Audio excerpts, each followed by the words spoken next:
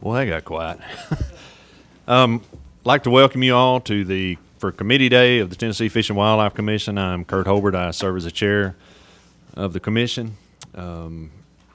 Today we'll be discussing mostly fishing, but some other stuff also. Danette, would you call the roll? Dennis Gardner. Here. Jimmy Granberry.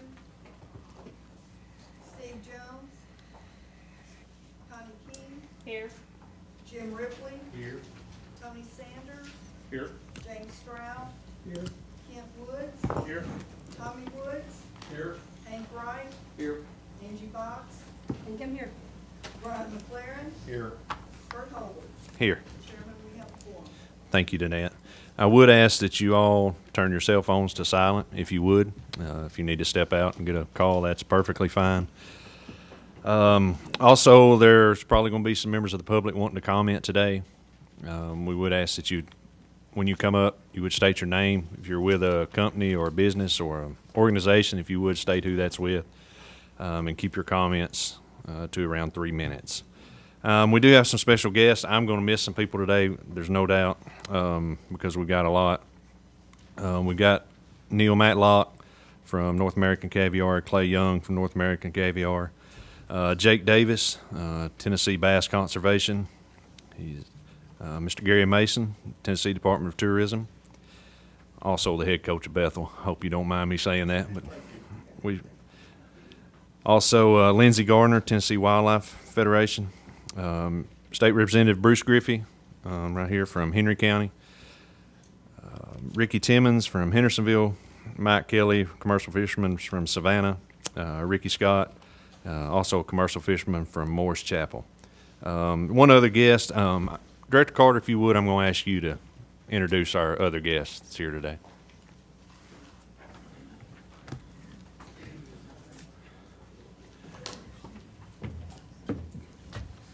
Thank you, Mr. Chairman. I just want to make just a couple of comments. Ron Crabtree is here in the audience with us today, and most people think he works for the agency because he shows up at every meeting we have, and we've really appreciated that. What I wanted to tell you is that Ron swears that on the 15th of this month he stepped down as president of the Music City Quail chapter, which he's been president of now for a number of years, and has done quite a bit for that chapter.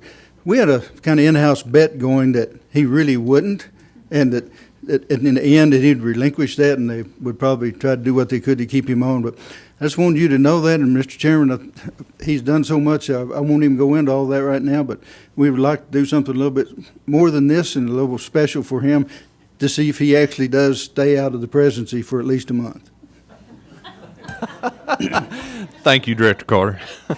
Ron, I'd like to ask that you come back maybe in the February meeting, and I think this commission, you have done as much for quail as anybody I know of in this state, and I want you to know we appreciate it. The hunters and the conservation people in this state appreciate it. But if you could come back at our February meeting, I'd sure like to do something special for you and honor you. But Be in my front yard. I guess that's my decision. If that's what you want, then I guess we'll have it here. So, but anyway, let's give him a round of applause. He sure does deserve it.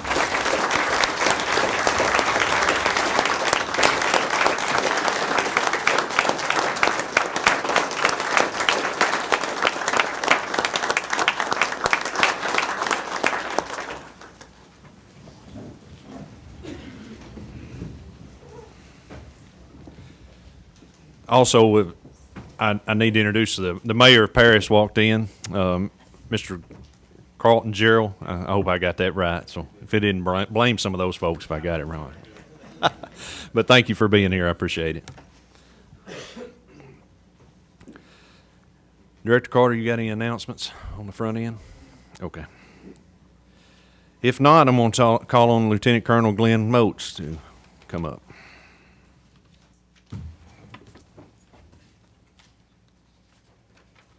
Thank you, Mr. Chairman. Every year, the agency recognizes those officers who have performed at a high level in the areas of boating law enforcement and boating education. Today, we want to present 3 awards for the 2018 boating season, It will be the Boating Officer of the Year, Part-Time Boating Officer of the Year, and the Boating Educator of the Year.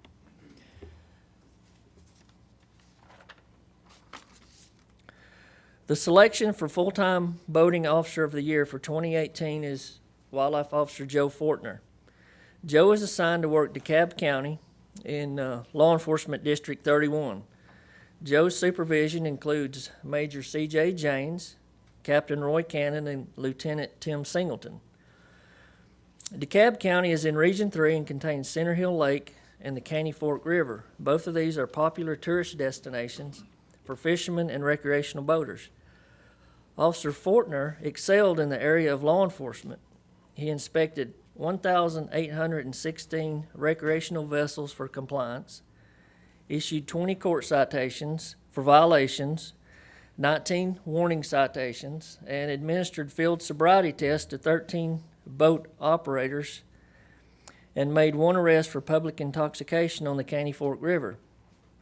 Additionally, Joe assisted other TWRA officers with 25 violations and helped 9 boaters on the water that required some type of assistance. Joe was the lead investigator on 1 boating accident and assisted officers on 2 others. In the area of education and outreach, he taught 2 boater education classes, thereby certifying 65 students as safe boaters in Tennessee. He also assisted officers with 2 other boating education classes and provided 10 public programs, 2 radio shows, 1 television appearance, and 1 written article to promote safe boating. Officer Fortner was also called out at least 5 times by DeKalb County Sheriff's Office and the DeKalb County Rescue Squad to assist with boating-related issues on the Caney Fork River. He assisted DeKalb County EMS with a drowning victim on Center Hill and was able to assist with CPR when other first responders needed relief. Officer Fortner's responsibilities include patrolling the lower portion of Center Hill Reservoir, which has a high concentration of boating activity on Center Hill, and also he's responsible for the Caney Fork River, which is one of the most popular recreational kayak and canoeing destinations in the state. Joe utilized multiple techniques to maximize compliance checks on the Caney Fork. He used kayaks, spotting scope details, and other agency vessels. He was able to inspect over 1,600 boaters on the Caney. Commercial use of the Caney Fork by canoe and kayak rental companies has caused some conflict with the fishermen who share the river. Joe has worked diligently to find ways to resolve these conflicts and help everyone enjoy the Caney. After complaints that canoe and kayak rentals were tying up and blocking access areas, Joe spent countless hours conducting surveillance of agency access areas to reveal any misuse.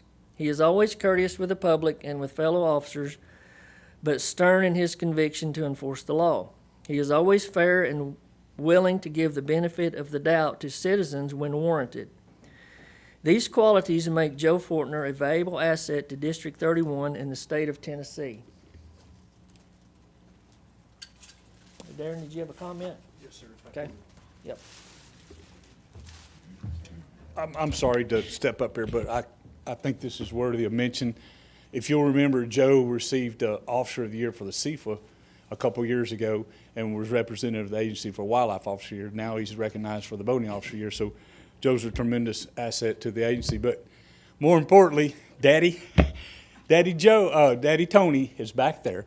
Tony had 38 years of service with the agency in law enforcement, and has been retired 7 years now, Tony. So that just shows you that the heritage lives on. In addition to Tony's brother, Joe's uncle, Billy Ray, was also in our law enforcement division for over 35 years from the Perry County area. So this family is totally dedicated to the agency, and we thank you for your service. So thank you for that.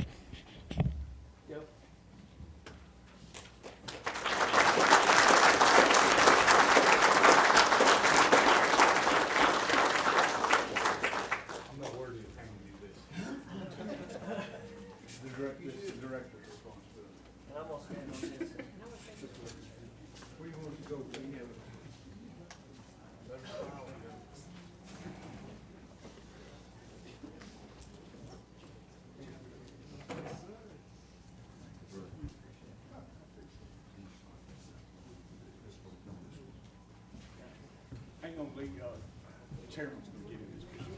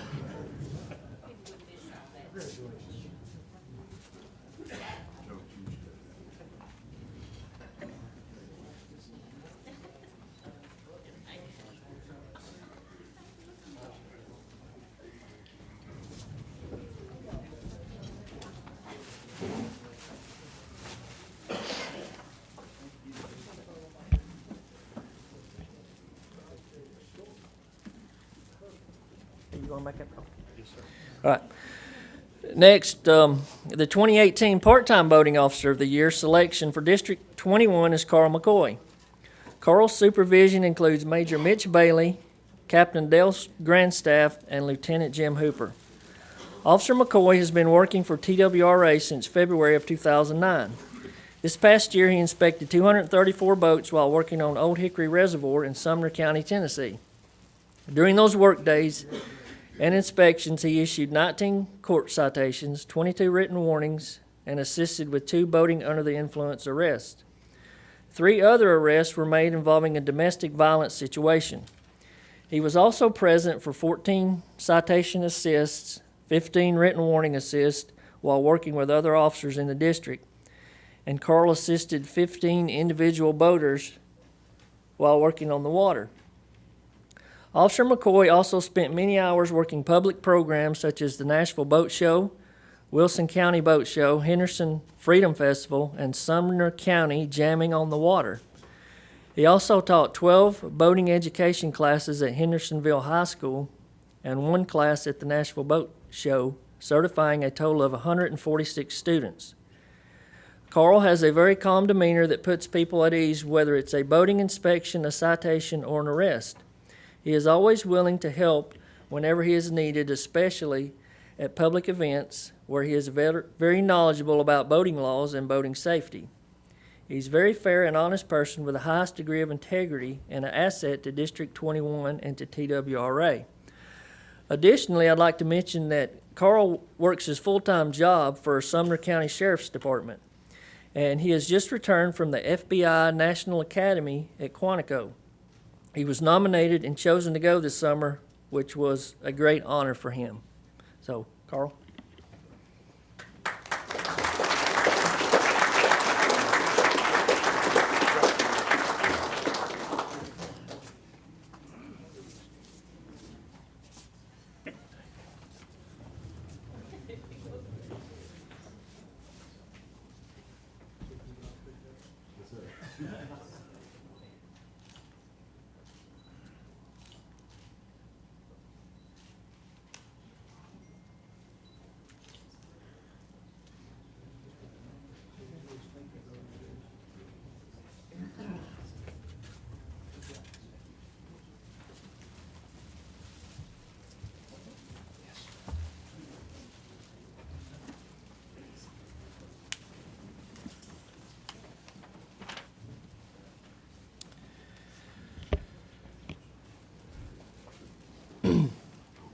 Tennessee Wildlife Resources Agency's boating officer, Dustin Buttram, is the Boating Educator of the Year for 2018.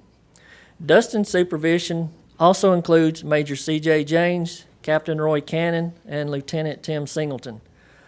Officer Buttram began working for the agency in 2011 serving as a wildlife officer in the Nashville area. In 2014, he transferred into his current position as District 31 boating officer, where he embraced the challenge of providing boating education opportunities to the public. Buttram's area covers a large portion of Center Hill, Cordell Hull, Great Falls, and Dale Hollow Lakes, plus a very busy fishing and paddling river, also the Caney Fork River, in the counties of Putnam, DeKalb, Jackson, Overton, and White. In 2018, Officer Buttram taught more than 20 boating safety classes and certified 207 students who are required to have boating education by law, plus numerous others who were not required to have the class by law. In addition to teaching on Saturday mornings at marinas on Center Hill and Dale Hollow Lakes, he taught classes in 4 high schools plus classes for 7 fishing teams. If a class was requested, he was always willing to go and teach. Dustin also offered classes during weeknights for people who could not attend Saturday classes.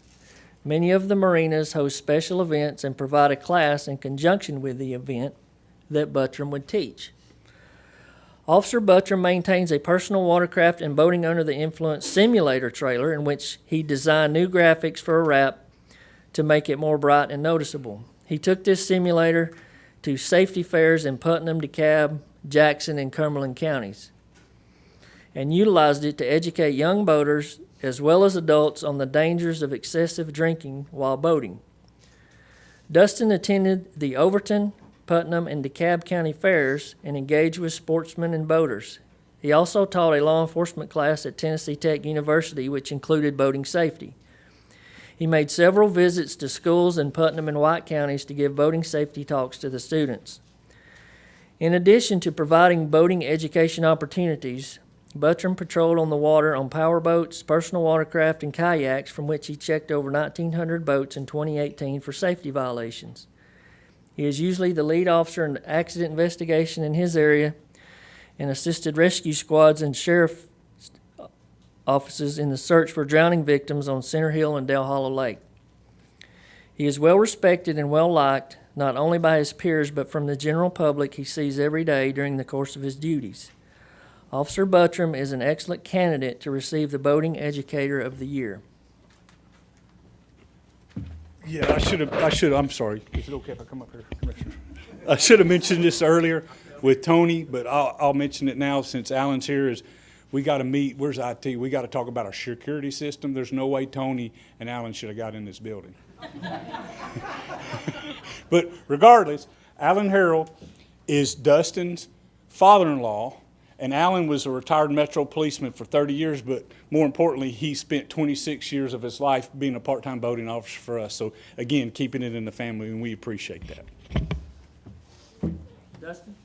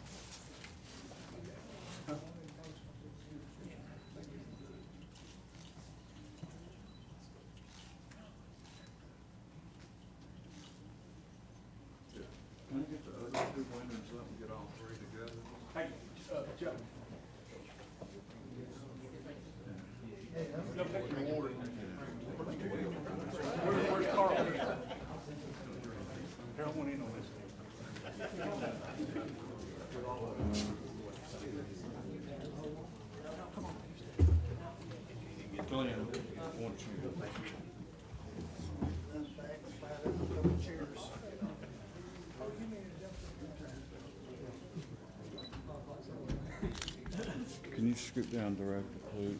Darren, can y'all scoot down? Yeah, I mean.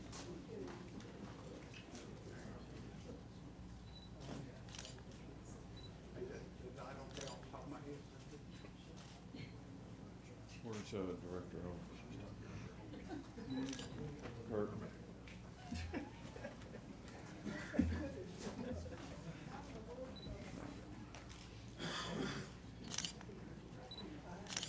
Okay, Alan, go ahead.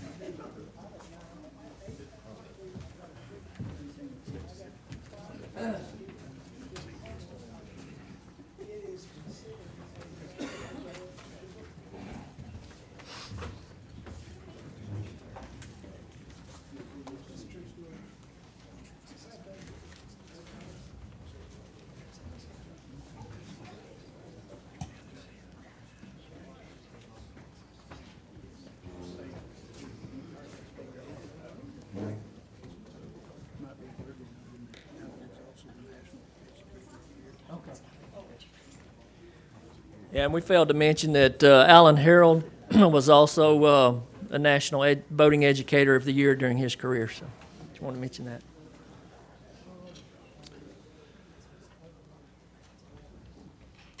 All right, that's it on the awards, isn't it, Glenn, or have we got? Okay. All right, next I'm going to call on our Boating and Law Enforcement Committee Chairman, Brian McLaren. But wait just a minute, Brian, before you do. Forgot to introduce Commissioner Salyers. David Salyers, our TDEC Commissioner. So thanks for joining us today. I appreciate it. Sorry, man. It kind of is. Go ahead. Lieutenant Colonel Moates, if we would, give us the update on the boating safety, please. Yeah, I have a brief presentation on our boating accidents and law enforcement efforts so far this year.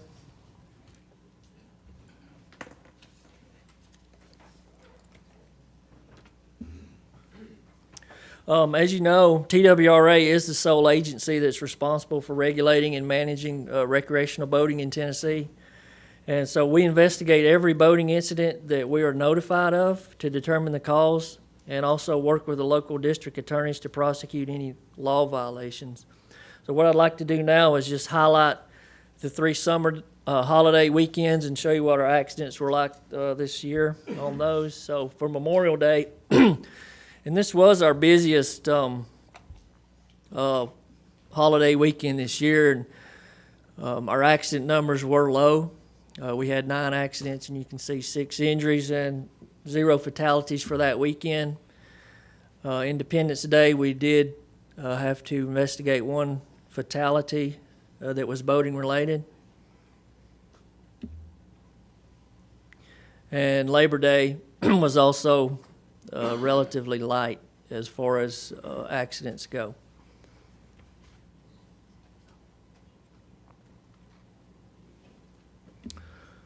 Now I'll just highlight what our boating accidents have been since January till now, year to date. And this is the numbers that we've got so far. The average annual fatality number since 1965 is 22. So we usually have an average of 22 boating fatalities a year. 6 boating-related fatalities this year so far puts us at the lowest fatality rate since 1965. And in that year, there were 2 recorded. In 1995, there were 7 fatalities. In 2005, there were only 10. So I just want to point out that, you know, this has been a really good year for boating accidents. Okay, I'll highlight our law enforcement activities over the 3 holiday weekends. Memorial Day, like I said, I think that was probably our busiest holiday weekend as far as numbers of boats checked and citations written.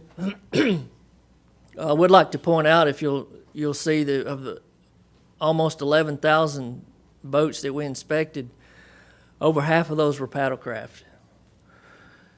So we're spending a lot of time addressing paddlecraft. I just wanted to point that out. Removed 15 intoxicated operators from the water that weekend. For Independence Day weekend, numbers were a little bit lower, but you can see we still checked almost 4,000 boats. 1,000 of those were paddlecraft.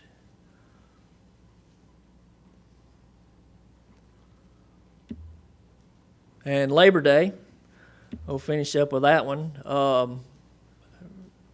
Again, 3,200 boats checked. Roughly half of those were checking our paddlecraft, 5 BUI arrests. So those are the numbers of the 3 holiday weekends, and this is our law enforcement numbers from beginning of the year till now for boating. And that it's pretty similar to what we do every year. We'll check about 60,000 boats a year. And write that many citations. So that's all I've got. Is there any questions about that? Yes. Yes, Commissioner Holbert. I got a question. Is that Chuck Yoest in that picture? Yes. I believe it is. Wow. I just wondered that. Yeah. He is. No doubt. So on the DUIs, Yes. and you're talking about paddlecraft. Apparently, there's a ton of that stuff out there, right? Paddlecraft? Yeah. So is the DUI more into the motorboat? Yes. The Yes. powerboat stuff that you can. Yeah, the power boats are where we where we remove them, yes. And do you see the paddlecraft? I mean, are you checking them in the rivers and Yes. lakes, or just? Both. Yeah. I No, mean, you can't. What would be a citation for a paddlecraft? Primarily life jackets, Yeah. not having life jackets with them. Yes. Gotcha. A lot of them in there. Yes. Thank you. Yes.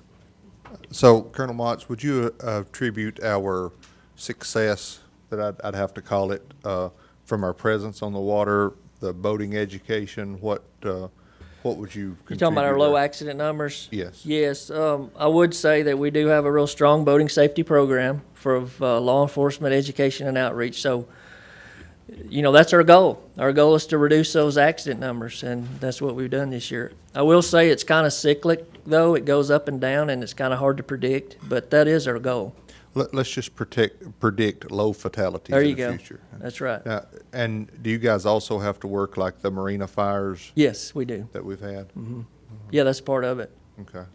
Well, thank you for your tireless effort and for keeping everybody safe. Okay, thank you. Okay. All right. Thank you. And I'd just like to echo that.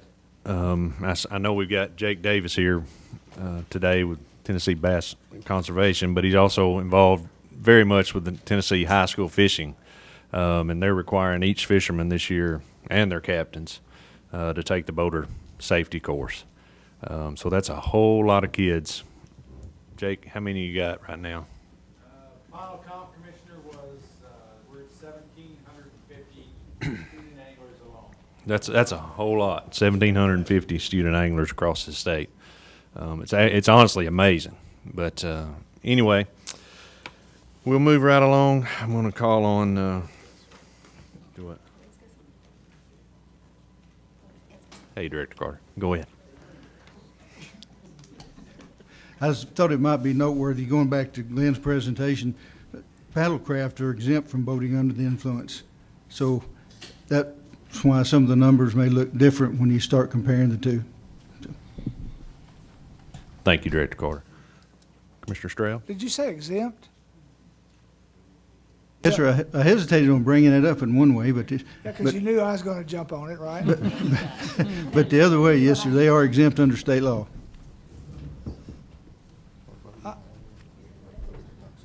So if I'm drunk and I paddle into a motorboat, I'm exempt? You don't drink. I know. You'd be exempt from BUI, you might not be exempt from other things like Yeah, reckless yeah. operation, but. How about that? Thank you. Commissioner Sanders? We're getting ready to move into the next section, right? Before we do that, I wanted to just say this. I know it, after seeing the boating safety and all this, and many of the people up here went last October down to Louisiana fishing with Tophill Bourgeois, and he died late July in a crash. And I instantly thought about Dennis and some of those guys that were in bad weather on his airplane coming back in. And so I thought it'd be nice to do like a moment of silence. But the thing that I thought was really kind of interesting, when I saw that, being a pilot, having met the guy and stuff, I immediately told my wife, I said, I bet he died trying to save his passengers. And about 2 weeks later, he was recognized. The Coast Guard has put him up for an award because he did die, in fact, saving his two clients from dying, which they both survived. So I do want to recognize Tophill. I know Tophill is Louisiana and not here, but, we all are in dangerous pursuits at times. And obviously he was a great guy to be around, at least for a weekend. So Absolutely. We'll take a moment of silence in honor of Tobin.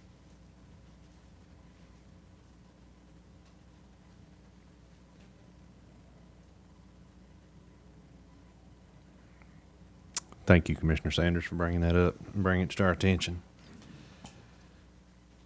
Okay, we'll go to our Fisheries Management Committee. Chairman Box. Thank you, Chairman. We've got 3 proclamations today for Fishing Committee, and I was going to call Frank Fiss up, but he's already here, so thank you so much. Thank you, Madam Chairman, Commissioners. I'll start with the Sport Fishing Proclamation, which we previewed last month, and I'll run through that again. The first change we're proposing is to put regulations on Carroll Lake, which is one that's opening. It's been closed for a few years now while we fixed the dam and restocked it. So we have a suite of regulations that are consistent with a new lake, where we think that this is what we need to do to get it into the early years to provide good fishing. You notice that crappie has no limits there. We don't stock crappie there, but in the event that someone would, which we wish they wouldn't, we would encourage anyone to take those fish out. On Lake Graham and Glen Springs, which are 2 of our agency lakes, we are managing them for high harvest rates right now, 10 fish per day, and a protected slot and allowing 1 over. Well, that is not enough harvest to meet our management objectives there. We want to have more big fish, and we're not getting the harvest we need. So we're recommending that there be no limit for any harvest of fish under 18 inches.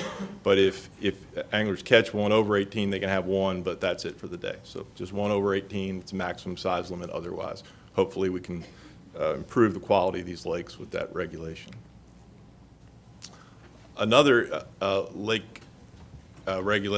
lake regulation we have is on Natchez Trace State Park, Pin Oak Lake.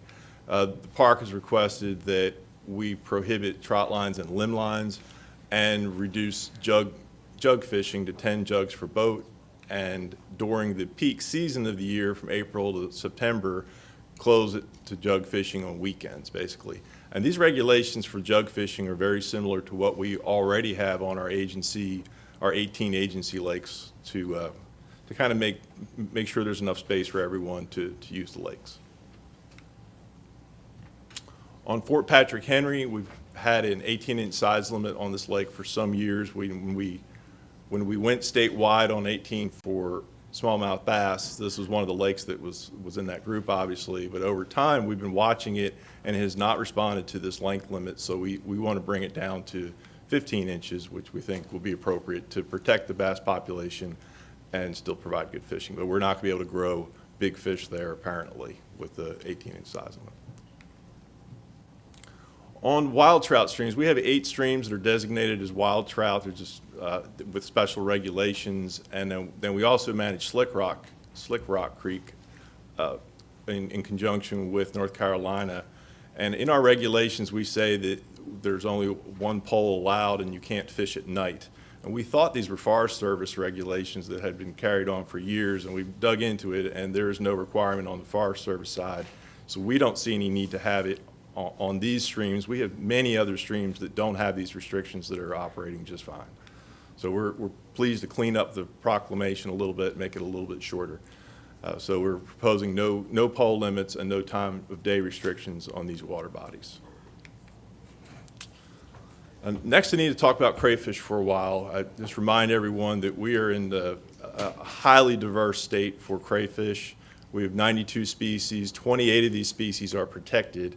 And the hard part about crayfish from a management point of view is that a lot of the species are very hard to tell apart. We cannot expect the public or anyone that's not been trained. I can't tell a lot of these crayfish apart. So what we do with our regulations is try to list places where we are concerned that anglers might come across a threatened crayfish and eliminate or close those areas for use. So let me run through what we've got so far. Currently, these locations, which are, well, one of these creeks is right outside the door here in that Mill Creek drainage, but these are smaller creeks around the state. These have been on the list for over a decade at least, and this regulation has served us well. You can't harvest, use, or possess any kind of crayfish in these water bodies. And the area in that Chartreuse is where those creeks are located. You see, it's not a large portion of the state. Your major reservoirs are not affected by these regulations, and not even really many large river systems. The areas that we're proposing, we had several more crayfish listed as threatened, endangered, or in need of management. And because of that, we are now needing to change our fishing proclamation to further protect those species, so people know where they could get into trouble catching the wrong crayfish. So we've added this full list of locations to the proclamation. And just for your reference, those purple areas on the map are what will be affected in addition to the Chartreuse areas. So again, these are areas where you can't harvest, use, or possess any crayfish. Now we have other areas where it's okay to use crayfish for bait, and take them away from the water as long as they're dead. So we have that regulation on the French Broad River, Holston River, and Clinch River. Again, we're the reason for this, well, one of the reasons for this is that some of these species that are known to be in these areas are very invasive once they get into another drainage. Crayfish are very territorial. They'll push out other crayfish in ways that you couldn't imagine. There's whole watersheds in the country that have been taken over by certain species of crayfish because somebody innocently dropped one or two.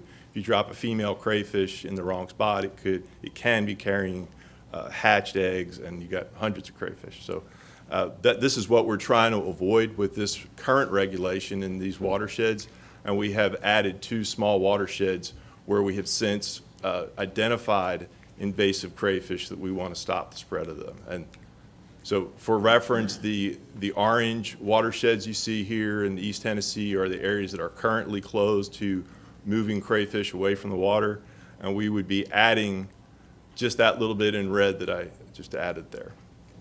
So not a very big change. Region 4 has been very good at describing the need for this when they've gotten calls from the public, and they've had a pretty good success with this type of regulation for several years now. Lastly, our current definition for the legal means to harvest crayfish as food is that you can use any method you want except explosives, chemicals, and electrofishing. And we wanted to be a little more specific. We're proposing that people must use one of the gears provided by the bait proclamation, which affords them many different ways, safe ways to collect crayfish. And also remind everyone that live crayfish cannot be released. So that concludes the sport fish proclamation. Thank you, Frank. I will now entertain a motion for the members of committee.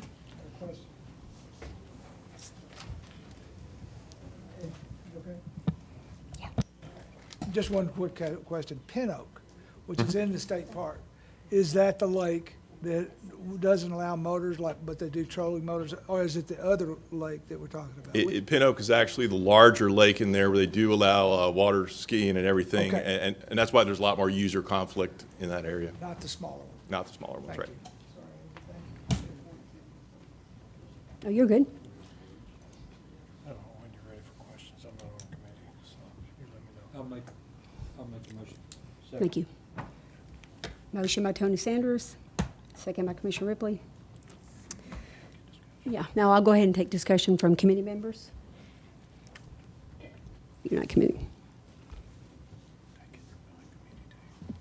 Any questions from non-committee members? Fisheries? Commissioner Gardner? Frank, on one of the earlier slides, I can't remember what lake it was, but you had a picture of a smallmouth bass. And what I was missing on your presentation was what the goal is, what the problem is. And I'm guessing from the size change that you have too many bass in there now? No, on the smallmouth bass regulation, we had set 18 inches as the minimum length limit across the state. When it was about the time when we started the smallmouth bass license plate, our logo was going to be smallmouth. We're the smallmouth state, so we tried it everywhere we could to see if we would get the response we wanted. And what we wanted to see was more fish growing into that size group, say 16, 17, up to 18 inches, knowing that the 18-inch fish could be harvested. And we're just not seeing the fish in any numbers in that 16 to 17 to 18 size. That would be our goal of a 18-inch size limit. So because we're not seeing that, there's no reason to, we can allow more fish to be harvested, basically.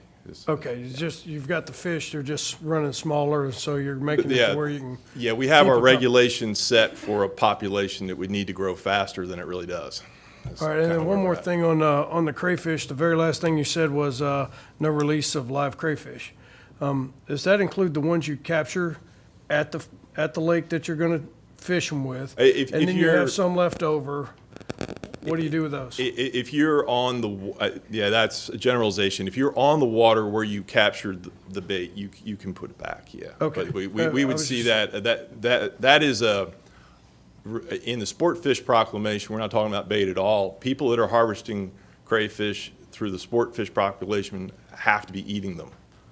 So if you've harvested fish to eat and you brought them to the house, don't do us any favors or anybody any favors by letting those last fish go. So we're just kind of reiterate, anytime you move fish away from the water, please don't bring them back there or anywhere at that point.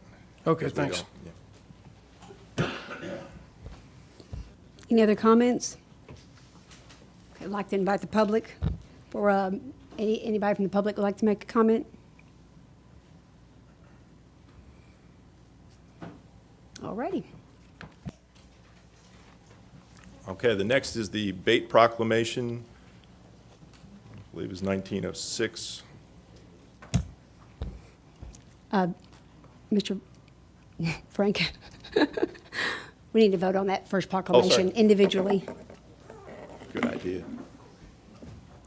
Committee members for approval for Proclamation 1405, do by saying aye. Opposed? Okay. It's pretty weak. Okay, motion carried. Frank, go ahead and proceed with the next proclamation. Okay, thank you. So proclamation, our recommendation for Proclamation 1906 is, a lot of it surrounds crayfish again.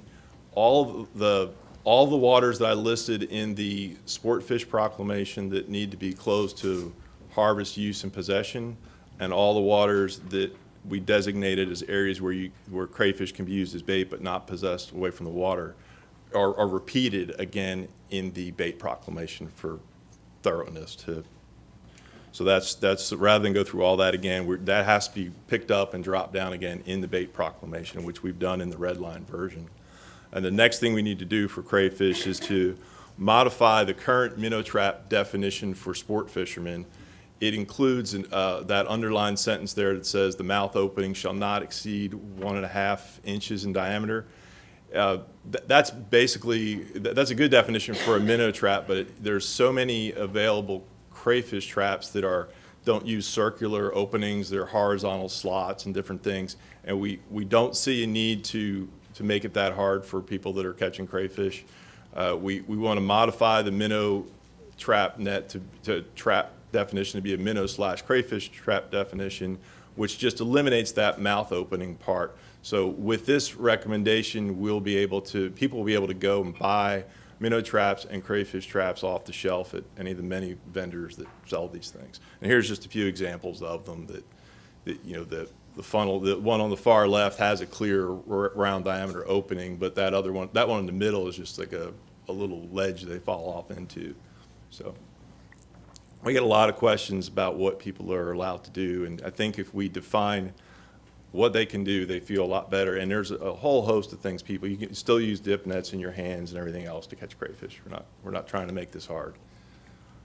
So the next topic is trout as bait, and we do have trout that are purchased from hatcheries for bait, not our hatcheries, from private hatcheries, and we have people that will collect wild trout for fishing for trout or for other species, and typically striped bass, but there's also people that will use trout for bait for bass in cooler lakes. A lot of situations where trout do make a good bait, and we have trout listed as a Class A bait fish because until now it was a pretty safe fish to use for bait. Now we have some issues with detecting the parasite that causes whirling disease in Tennessee in the last couple of years. So just to back up on what whirling disease is, it's a disease that it came to the United States about 50 years ago. It's from Europe. It affects trout populations. It has greatly impacted some trout populations in the West. We haven't experienced impacts in the East yet, but we are starting to see it as our fish are carrying the spores that create the disease. So we first found out that the disease outbreak, or the parasite, was detected in North Carolina, and that they let us know. They were concerned about fish coming from their hatcheries to their streams. They were concerned about fish coming from private hatcheries in Tennessee and being taken to North Carolina, so they actually paid for some of the private Tennessee hatcheries to be tested. That was some of our first tests. We've since have a contract with Auburn where we can do this kind of work, so we've been able to do more testing of some wild areas. And the reason we wanted to know where they were in the wild is we know we have fishermen out there potentially moving them as bait, and the spores can be moved on fishing equipment. So we have an educational campaign to let people know to clean, drain, and dry everything when they move off these waters. There's actual signs that say, if you're fishing on one of these streams like the South Holston or the Watauga, you'll see signs that say, clean all your gear before you leave. So we measured, we monitor for whirling disease now. We did a little over a dozen locations to see where the spores are found, and we did detect them in live trout in the Wilbur tailwater, South Holston tailwater, Doe River, and North River. And one of the best ways to move the parasite is to move it on live fish. So this recommendation is in the bait proclamation only, so at this point that you cannot move live trout from these waters for the purpose of using them as bait. That it is an issue that will affect anglers. We did hear from some striped bass anglers that are local in the area, and we were trying to think of ways where we could afford them an opportunity to keep doing what they're doing, but we can't fix it. It would be as if we did the same thing for the Kentucky and Barkley lakes for the silver carp. You can't leave Kentucky Lake with shad because we're worried about silver carp. So these invasive species have created so much work for everyone involved and hardship for the public. Because this is one of the impacts of having invasive species move. Now people that wanted to use these fish for bait really safely can't do it. So that's our recommendation, was to say that wild trout caught from these locations may only be used as bait on the water where they are harvested and cannot be possessed alive away from the water. And the closure includes South Fork Holston River, Watauga River. These two rivers come together. I'll show you that in a minute. Let me do that now. Okay, here's the map of the proposed areas. The northern river there is the most northern river is the South Holston River. Then we have the Watauga River coming in, and they join together and in Boone Reservoir. So this regulation would include both of these rivers all the way downstream to Boone Dam. And the Doe River is a tribute to the Watauga. We also found the parasite in that water. And lastly, there's North River, where it's found again. It's not surprising to us to see these in places where people regularly frequent, because it's most likely moved by people. So bait, like I said, there's other ways that these spores can be moved, but definitely moving live fish is one of the best ways to move this. So lastly, on the bait proclamation, we have it right now where it would probably be illegal for someone to sell dead Asian carp as bait if they weren't a commercial fisherman or a wholesale fish dealer. And we want to make it where a bait dealer could harvest Asian carp and sell them for bait. They would probably package them up and sell them to the same market of people that would be buying skipjack for bait. And it may help us or minimize some of the impacts we're seeing on, or some of the use we have on skipjack to replace it with these carp. So the proposal is to allow bait dealers to harvest and sell dead Asian carp. Upon the harvest of these fish, they cannot be kept alive by any means. So with that, I take any questions. Do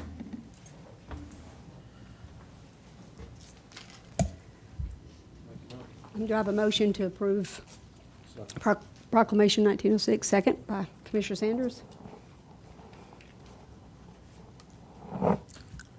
Who made the motion? Kent Woods, thank you, sir. Okay, committee members have any comments or discussion? Okay, members of the public? You, go ahead, that's fine. You come to the, you have to come to the front. Yes. And state your name, please, at the microphone. You've got 3 minutes.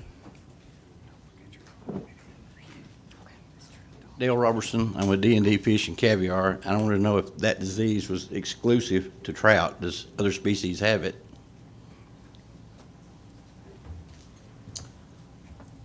Yes, I can answer that anyway. The trout are the only species that we're going to have a problem with it.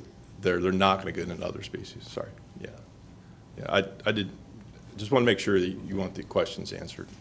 Okay. Yes, thank you. Sandbergen, right. Any other members from the public? Yes, sir. I just had a question with the regulation relating to the bait fish of carp. If we develop a market for bait fish for carp in some other state, that wouldn't have an impact on our carp harvesters or something like that. That was my question. I think there's probably enough carp to go around for that.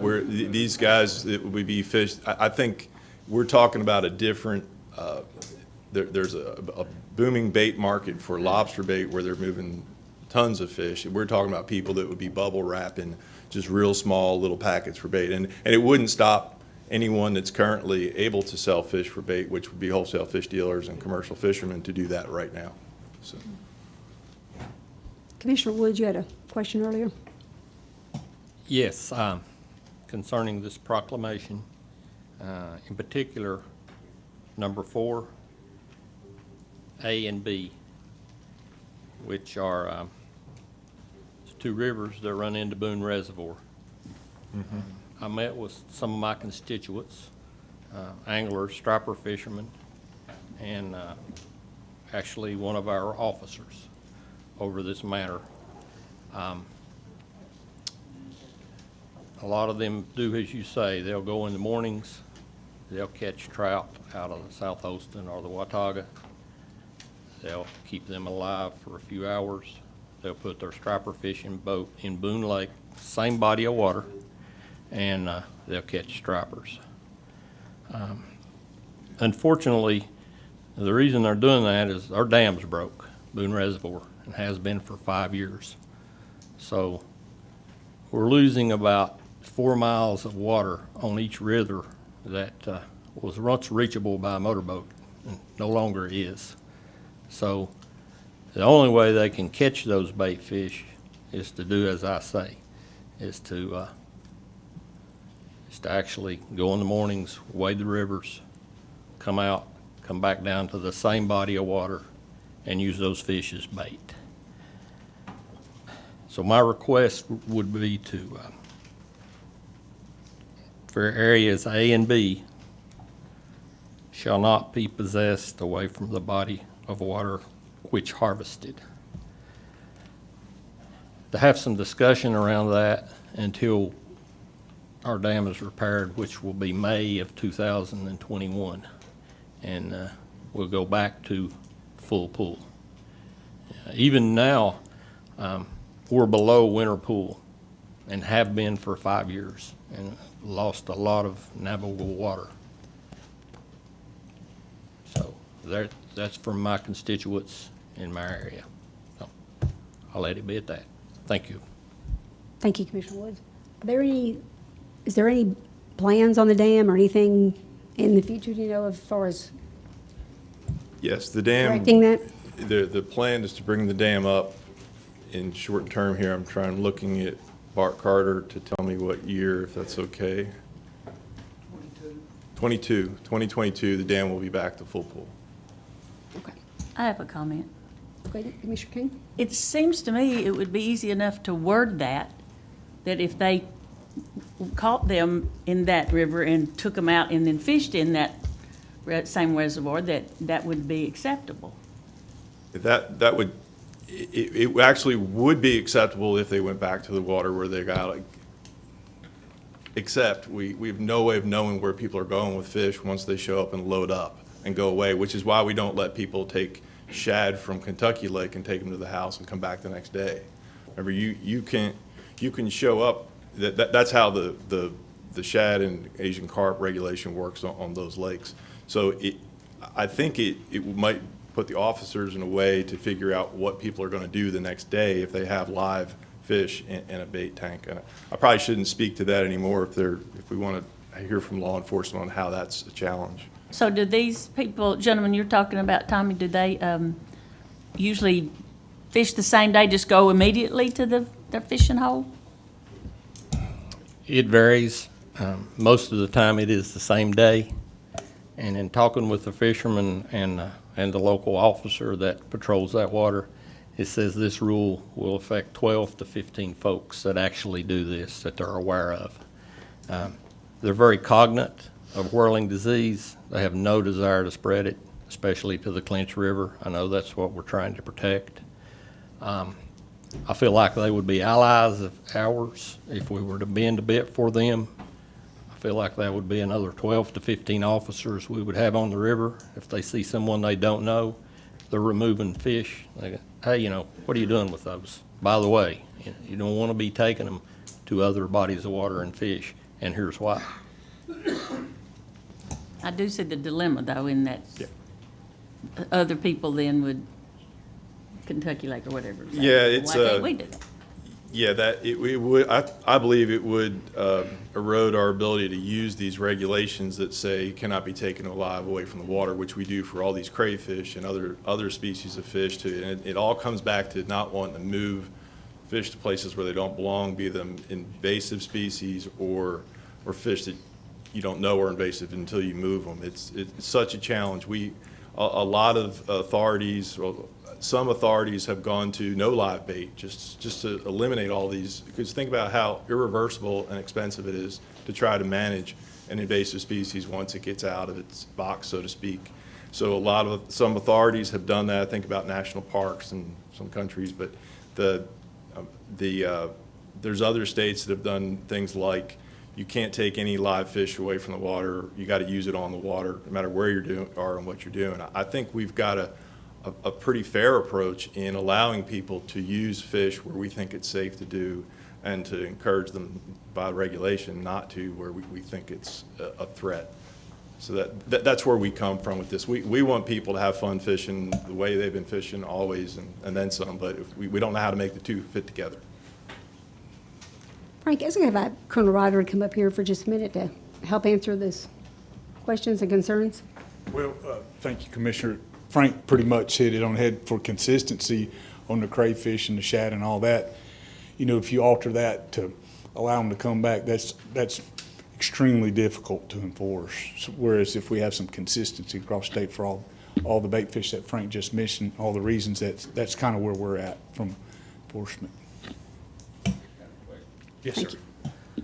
So we have an angler that's catching trout out of South Holston or the Watauga, and an officer checks their creel and asks them what they intend to do with those fish.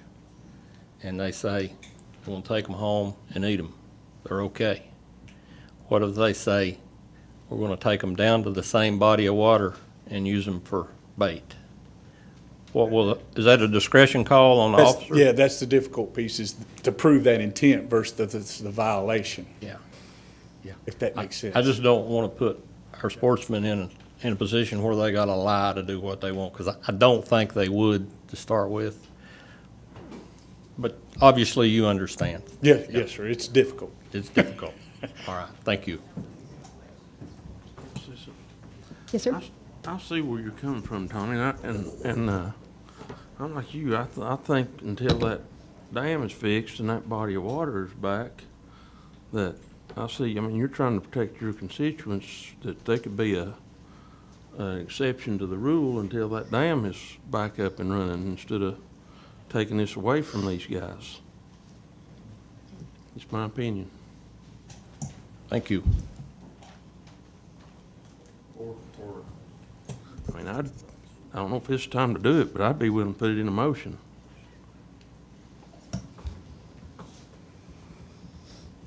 Do we have a second? Do you want me to put it in form of a motion? This, it's time to amend it. And you're Well, going I'd like committee, to put it in so. the form of a motion for that, that they can take those trout to that body of water until that lake is filled back up. If I worded that right. On the same day?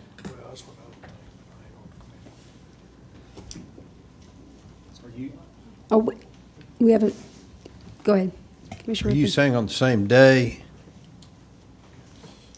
I'm just saying they can use them as bait. I don't know if it's the same day or not. I mean, if they end up catching them on a Saturday evening, they're gonna go fishing Sunday morning, I don't have a problem with them taking them the next day. But I mean, it's obviously somebody, if they go outside of that body of water with those fish, they violated the law.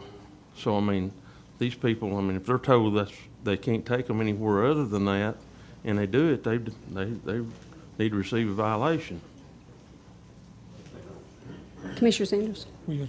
I don't have a problem with the concept. I guess my question is, how do you enforce it? How do you?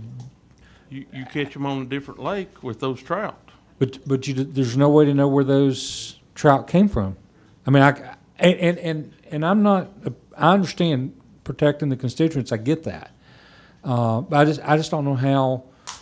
I don't want us to pass a law that can't be enforced. I don't, and if we accept it, and I don't care for that either, because I don't know that the risk is, but I don't want us to create a situation where we can't address it, and that's my only concern. Because I'm with you on that. Well, I mean, I'm just thinking until that lake is back up and running, there's some people, missed some opportunity. I think we could revisit it once the lake is filled back up. My motion, my opinion. Okay, Commissioner Sanders? What is the risk to the resource? We know that moving the fish would spread the parasite, the spores. The actual risk to the resource is unknown. There's potential to have population level problems on trout, but we've not experienced that in the east, particularly from this parasite. So the concern is that we would be developing a bigger pool of places where the parasite is present, and we're worried as that pool gets bigger, we're going to have more probability of people moving it to other places and to our neighbors and everything like that. The initial concern right now is that we want to contain it, and the risk is it would be uncontained. We can't know the future, and we can't reverse it. There's no known treatment for the spores in these systems. Another question, please. Is that the only place they can catch trout to fish in that reservoir? Is that the only place that they can get bait for? You can buy them? What other options for them to get bait? They could catch trout anywhere else. So and that's come to just that their lake. preference, that they could like to go there. They could go to the Cumberland River, which is 40 miles away, catch No, trout. I'm talking about to be able to fish in the reservoir that they want. Yes. They could, They could go to the Cumberland River and catch trout and bring them to Boone Reservoir and fish. That's 40 miles away. but they cannot catch, nor do they want to catch, trout in the South Holston and the Watauga and take them to the Cumberland and fish. They just want to take them to the same body of water. They want to transport them from one part of that body of water to the other part because the stream There's no is- other where in that body of water other than that they could get them to Correct. stay in that. Correct, because the dam is broken and the Other water than is not purchasing them. navigable. Other Yes. than purchasing them. Yes, they can purchase them, obviously, have a receipt, all of that. Can I speak to that question a little bit? There are other trout streams around too. There are a lot of places where they could catch trout, but I totally agree that the easiest and most convenient place is to go up to the tailwater, for sure. I totally get what the concern is, but I keep trying to think of ways they could substitute and it'd be just as good. So I don't want to propose that there's other places that are just as convenient. There aren't. It's real handy to be able to do that. And I would wonder, I don't know when the right time to ask this is as you work on this amendment, but the way I'm hearing the amendment now is that it would strike the first two bullets here until 2022 or till further discussion. Or did, My motion was until that body of water is So- full again, and then it be revisited. To 2022? it might be as well to Till it's just finished? strike it. If that is, I mean, I'm not proposing that, I'm just saying rather than have it in there as some people can do it and others can't, I don't think that's, Really? I don't know I how to agree. manage that. I agree. Can I ask a question? Okay. I need to get a second first, so we know to carry the amended Proclamation 1906 or not. Do we have a first from, We have a motion, but not a second. I'll second that motion. Gotta be from committee member. That's right. I'll second the motion. I think, we trust our sportsmen to obey the law. The law is, use them on that body of water, and I think we have to trust them to do that. Maybe focus on educating people as to what whirling disease is and how easily transmittable it is. But I think we need to take care of these folks that are trying to enjoy their sport and through no fault of their own are sort of handicapped up there. So I second the motion. Okay. Second, Commissioner Ripley. I'm sorry, Commissioner Sanders? Can I go somewhere and buy trout from a private hatchery to use to fish? Yes, there's Hamptons, and Hampton's the one that comes to mind. Novak, I can't speak to the size or That's fine. the quality. But I can buy trout. Other than what you mentioned, where North Carolina did some testing of our hatcheries, do we test for whirling disease in those private hatcheries? We have not revisited since we cooperated with North Carolina, but we only last year got the capacity to do that when we signed up for the cooperative disease system with Auburn. So that's something that I think we'll be circling back to. And any further steps upon seeing disease in a private system would be addressed in other rule. It wouldn't be it wouldn't be in this proclamation.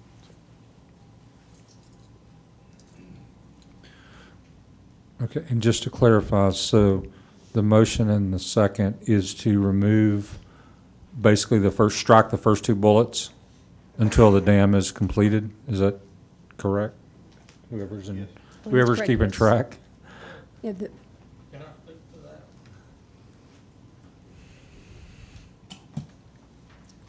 When you say the first two bullets, do you mean A and, okay, I'm sorry, I'm looking at.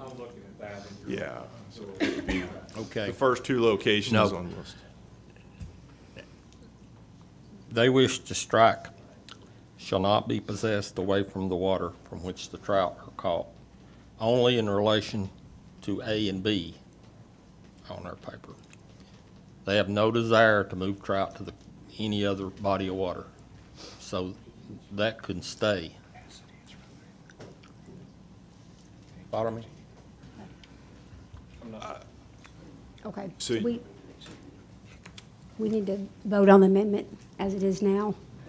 Yes, Sawyer's. Yeah, so the science we're hearing, where if we do allow this, we are allowing a risk, unknown risk. No risk. Thank you.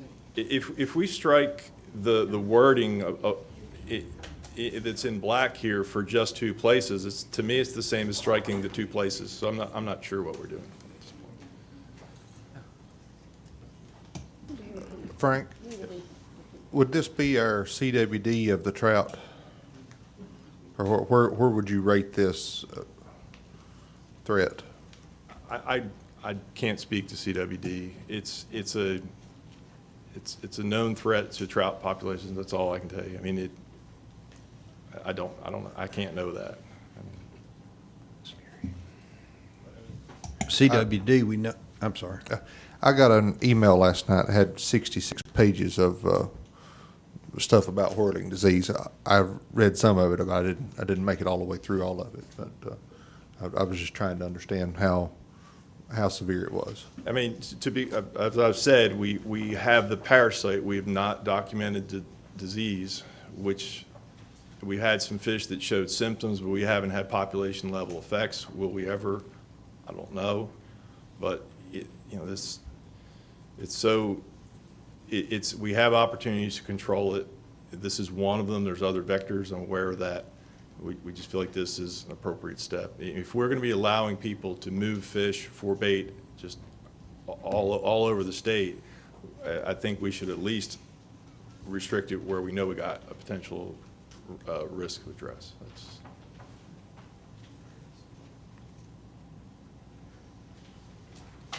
Go ahead, Commissioner Gordon. Frank, I know you've made a reference to the moving of Asian carp and the parallels between these two, but you're not restricting the movement of live fish. You're just restricting live fish for bait, whereas the carp is restriction of live fish, period. Right? And so if I'm a fisherman, I can go out there and I can have my live well full or with my limit of trout in it, swimming freely, pull away from the boat ramp and get pulled over, and I'm still legal because I'm a fisherman going home to eat trout. Right. And I don't understand how you enforce, you say you're trying to get something that's enforceable, but it seems like you're leaving loopholes in there anyway. I don't understand how you get there.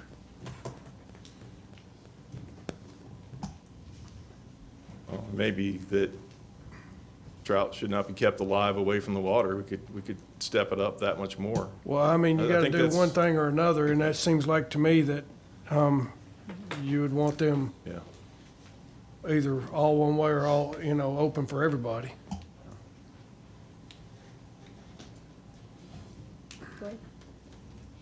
Frank, I'm not going to voice my opinion either way. I'm going to try not to. But I think first and foremost, our job as commissioners is to protect the resource. I think that's first and foremost. I think your job as a biologist is to do that. I think that's what you guys are trying to do. I think you can't give some answers because you don't know the future of what this disease is going to do. We didn't know what Asian carp would do at Kentucky Lake until they showed up in force. I think Coach Mason would agree to that. But I think what you're trying to do is take preventive measures, because 10 years from now, you don't want to look back and say, look, we could have done something.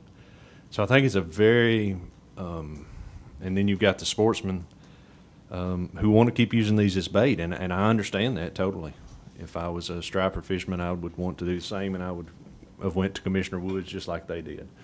So it's a really fine balance, and a very complicated one that probably nobody thought would be this complicated. So I think it's a big decision for this commission. I'm not going to lie about it. I think some thought really needs to go into it, and I understand Frank's position that it would be better off to strike it all instead of part of it, because I mean, if you just do one of them, I don't know how you're going to manage it like the motion is right now. So I would hope that this commission, if you pass something, would be something that could be enforceable, whether it's to do away with it all or not.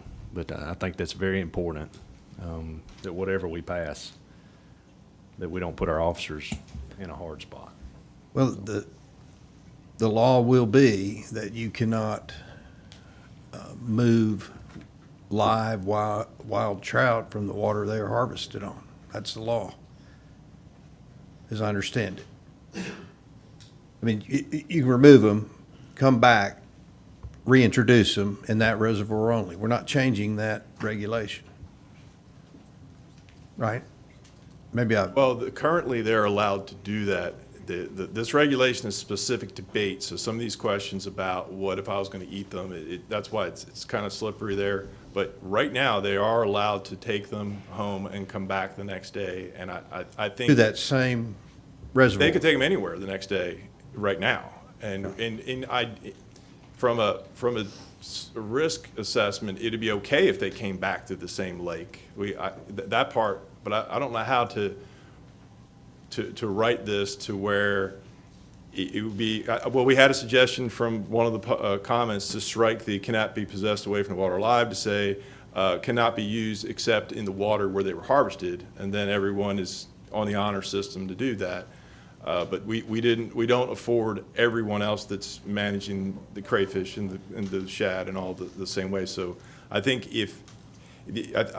my proposal is that the commission pass this, or the better, I think a workable amendment would be to just strike the two water bodies that are causing issue and revisit in 2022, which is when we'd be back anyway, or earlier. So I don't see a way to say that a group of people can, if you're coming back to the same water, it's okay. At that point, we're not going to be able to enforce. I'm hearing that it would be difficult to enforce anyway. So effectively, we would be striking those first two.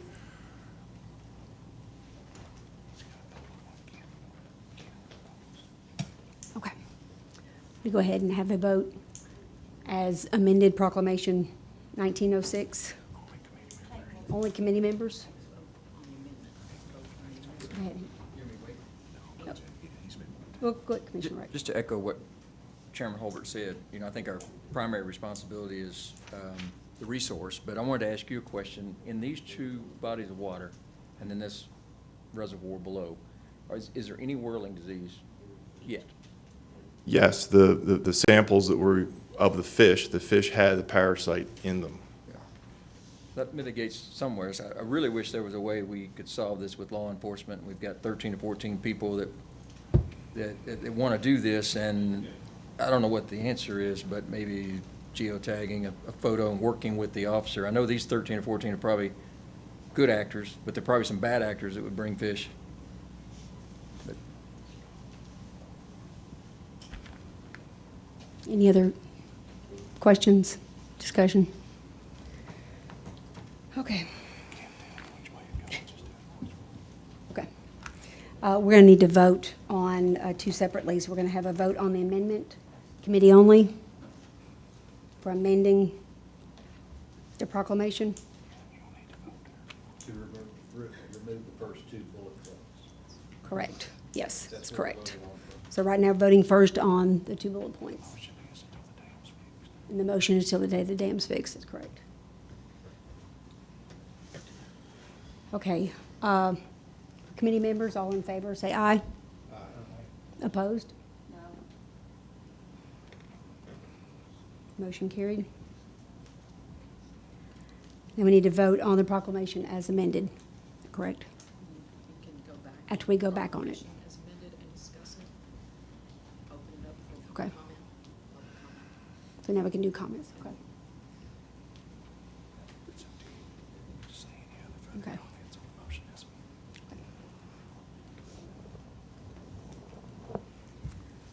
Any other comments on amendment as proposed? Any member of the public? Okay. Okay. Okay, now, second vote. Okay, second vote as amended, we have to do that now, separate vote, and that's full, right?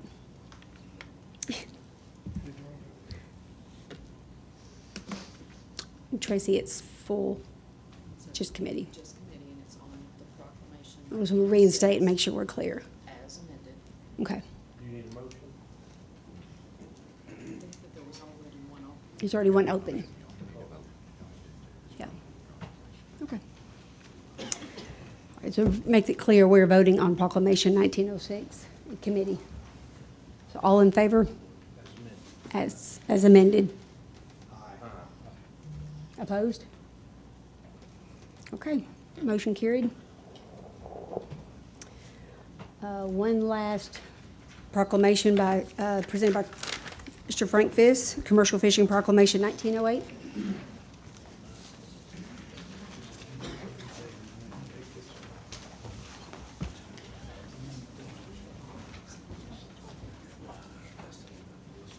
Okay.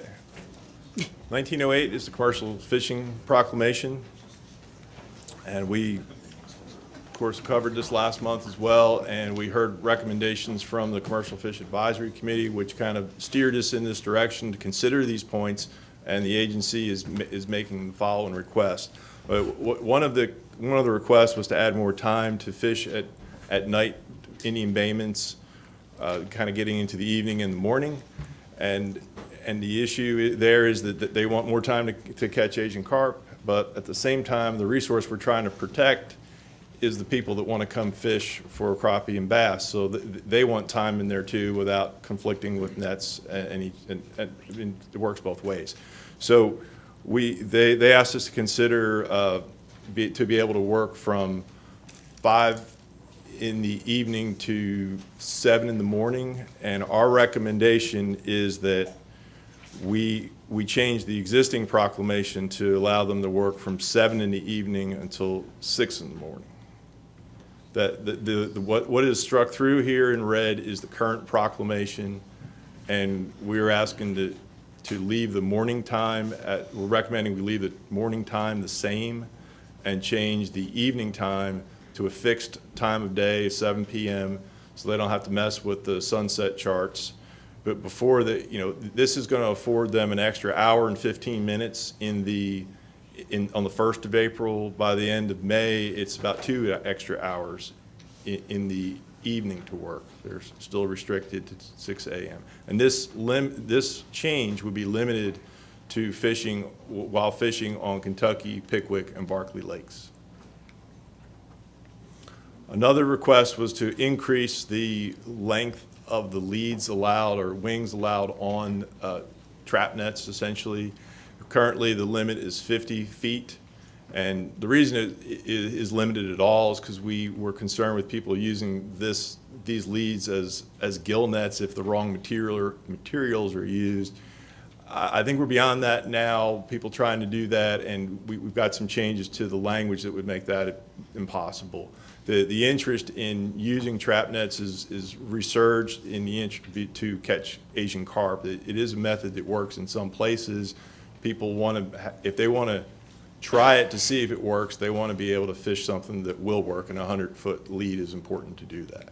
So along with that amendment to go from 50 to 100 feet, as indicated on the second part there in red, we would increase the requirements for the thickness of the twine that's in the lead. Number 15 is a thicker material. It's not something that could be used as a gill net. In practice, commercial fishers are going to be soaking this in tar anyway. It's an expensive net. They want to keep it as long as they can. So it's not going to be. It's going to be used as a trap with this definition, and that's what we want to afford them that. We want to afford them that opportunity. So the third change was a request to be able to fish on the lower Hatchie River.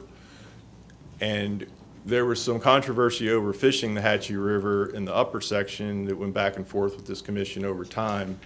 At this point, I think if we offer fishing opportunity on the lower Hatchie River, as indicated up here, underlined, to allow hoop, pike, trap, pound nets with a mesh size of 1 inch or greater on square, below the 51 bridge. We feel this will be This will be fine. This will not impact the resource. It'll be a benefit to commercial fishers. And the upstream of Highway 51 regulations would stay the same, which is the area where we were bouncing back and forth on some issues. Just to show where we're talking about, this is a 38-mile section below Highway 51 bridge. And at the end of the last commission meeting, we heard from the Commercial Fishing Advisory Committee, Clay Young. He brought up the point that in the HIP program, our Asian Carp Harvest Incentive Program, we currently have 15 or 17 people in that program now. About 8 of them are also paddlefish permit holders, and they're producers. They're getting Asian carp out of the water. Well, as being a paddlefish permit holder, you are by the proclamation as it's written now restricted to 12 nets that have to be 6-inch mesh. This allowed us to know exactly how much effort was being put to the paddlefish resource. We didn't have to worry about bycatch on other smaller nets.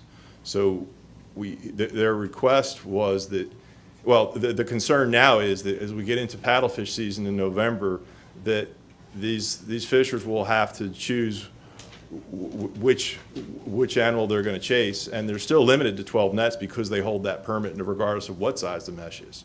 So if we want them to continue working in our program, we would like to add this as an incentive to the program, whereby someone that has a paddlefish permit and is listed on the HIP rolls, it would be allowed to fish additional nets. So their request was for 30 nets, 12 paddlefish, and 18 carp nets. We had discussions in-house. We still think 30 nets on the water is a bit much. We've stepped back a little bit, and we're in agreement that we could try 24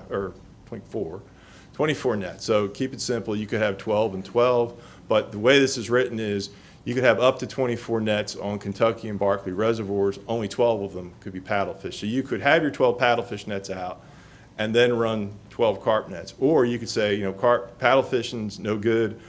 I want to run all carp. You can go all 24 on carp, which is about the average most people, or the average fisherman is going to run anyway. So we hope this will give them an opportunity to stay in the carp game, so to speak, and give them an opportunity. I mean, their paddlefish fishery could be a bust, depending on flows or size of fish. One of the ways that we would like to keep up with this, to know which nets are which, is to have orange floats on paddlefish nets and yellow floats on carp nets, and we'll provide the floats to the people listed in the HIP program. That concludes our and only paddlefish can only be harvested from paddlefish nets. That's already in proclamation. But that concludes the recommendations from the agency for changes to Proclamation 1908.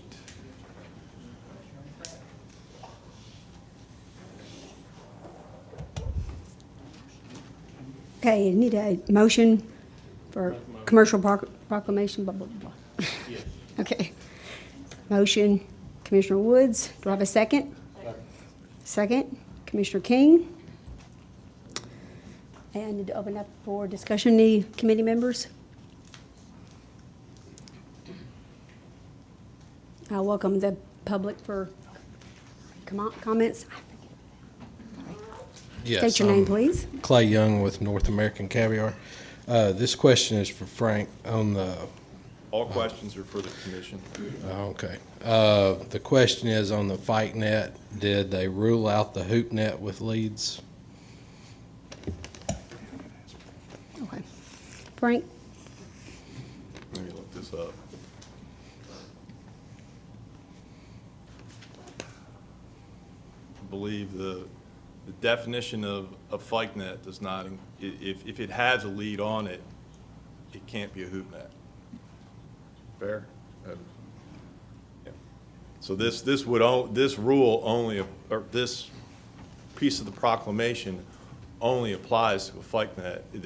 By definition, if it has a lead or a wing on it of some kind, it's one of these three things. If it has no leads on it, whatever, it's just a barrel shaped like a minnow net, but it's a great big one, then it's a hoop net. Okay, gotcha. And the only other question that the carp fishermen had asked for 6 p.m. at night. We could start at 6 p.m. and we had to be out for 7 a.m., before 7 a.m. We've talked to countless sport fishermen. I brought one of the main ones here with me. You know, they have no problem with this right here. And I know that an hour here and an hour there is not a big deal, but as of last year, you know, our numbers on the carp that we took out dropped significantly, you know, when they could not get in the bays. So we are asking for 6 p.m. at night. They can start putting nets out, and then they have to be out by 7 a.m. Okay. That's it. Thank you so much. Is any non-committee members of the commission have any questions? Comment? Okay, go back to the public. Any more? Yes, sir? You come to the front and state your name. I'd like to look at the part about the floats, the orange floats and whatever. Oh, could you state your name, sir? I'm sorry. My name's Mike Kelly. Mike Kelly, thank you. Paddlefish fisherman. I don't fish for Asian carp. We currently have a regulation that states we have to have a certain size float, a certain color float. So if we're going to just fish for paddlefishes, are we going to have orange float, or is it going to stay like it is? I think he's asking if he's not in the H-ship program, would he have to participate on the color scheme? Okay. I don't know the answer to that. That's a good question. That's, No, he would not, is what the plan, yeah. it would not, okay. Yes, sir? Come to the front and state your name. Yes, my name is Gary Mason, and I am the Director of Tourism for Northwest Tennessee and also the coach at Bethel University. I've been a professional guide on Kentucky Lake most of my life, and I've been a sport fisherman and still am. I no longer guide, but I do still sport fish on Kentucky Lake. In reference to what the gentleman said about our carp situation and putting lines and stuff out in the water during that period of time that he asked for, most of our crappie anglers that would fish in the depth of water that he's wanting to put those nets out are probably not going to be on the water, the deeper water crappie fishermen, you know, until after 7 a.m., especially during April and May when the light conditions, the sun's not coming up until later on up in the morning anyway. The rest of the population, you know, bass fishing sportsmen, they're going to be out there that early, but they're going to be fishing for the most part probably up close to the bank that time of the year because our bass are in spawn or pre-spawn mode and those fish are up shallow, so they're not going to be affected in my mindset by having a net out there or a trot line in 20, 25 foot of water. So I just wanted to echo what the gentleman said and say as a sportsman, I don't think that would bother me and some of my fellow sportsmen with having those in the water until 7 a.m. in the morning. Thank you so much. Yes, sir? To the front. Thank you. I'm Bruce Griffey. I'm a House Representative for District 75, which is Benton, Henry, and Stewart counties. First, I'd like to thank this commission and TWRA for all the efforts y'all have made to try to address and get after the Asian carp. I think it's hugely important. I believe the commission is fully aware of the potential billions of dollars of damage, of monetary loss we might have to our boating industry, the fishing industry, our tourism industry, if the Asian carp is successful in creating the damage that it's caused in some other parts, I believe, of the state, maybe down near the Tunica Cutoff, Mississippi, that the fishing there is dramatically gone down. I do understand some of the data that may not confirm that they're seeing the impact right here, but my thought is this, if it's my understanding that to date, TWA spent about $250,000 and 1.9 million pounds of Asian carp have been removed from the rivers, and that's been removed by one group only that I know of, and that's the commercial fishermen. And to me, the risk reward and the cost benefit analysis, maybe the smarter move is to like, let's get as aggressive as we can right now, give the commercial fishermen all the tools that we can to let them try to fish down this fish. And that's a more prudent approach, to be aggressive right at the beginning. If you got a cancer or something like that, let's get after that cancer right now.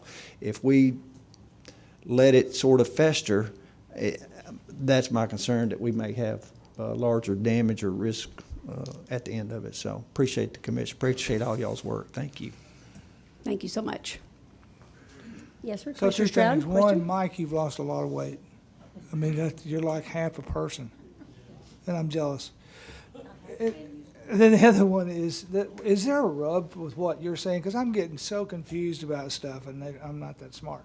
Is there a rub with what you're talking about and what he's talking about? Are you agreeing or disagreeing? No, the Clay Young has asked for essentially an extra hour more than on each end than what the agency has proposed. Okay, that's what I needed to know. Yeah, and to speak to the conflicts that could occur, I mean, these regulations were created by this commission years ago to address a problem, and as I said at the last commission meeting, I don't know how much overlap is the right amount of overlap at that point. So we've discussed it. We think this extra hour and a quarter and 2 hours later in the month is probably the next logical step, unless you want to be more aggressive. Okay. Well, if I may, it sounds like you're backing up what he's saying.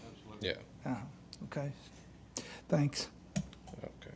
And my only comment on that, the commission did put these laws into effect a long time ago. You didn't have an Asian carp back then, so. Thank you. I'd like to call on Captain Jake Davis. Oh, yes. I got to get Captain Jake Davis first, and we'll get you next. I'm sorry. Adjust this a little bit because I'm a short guy.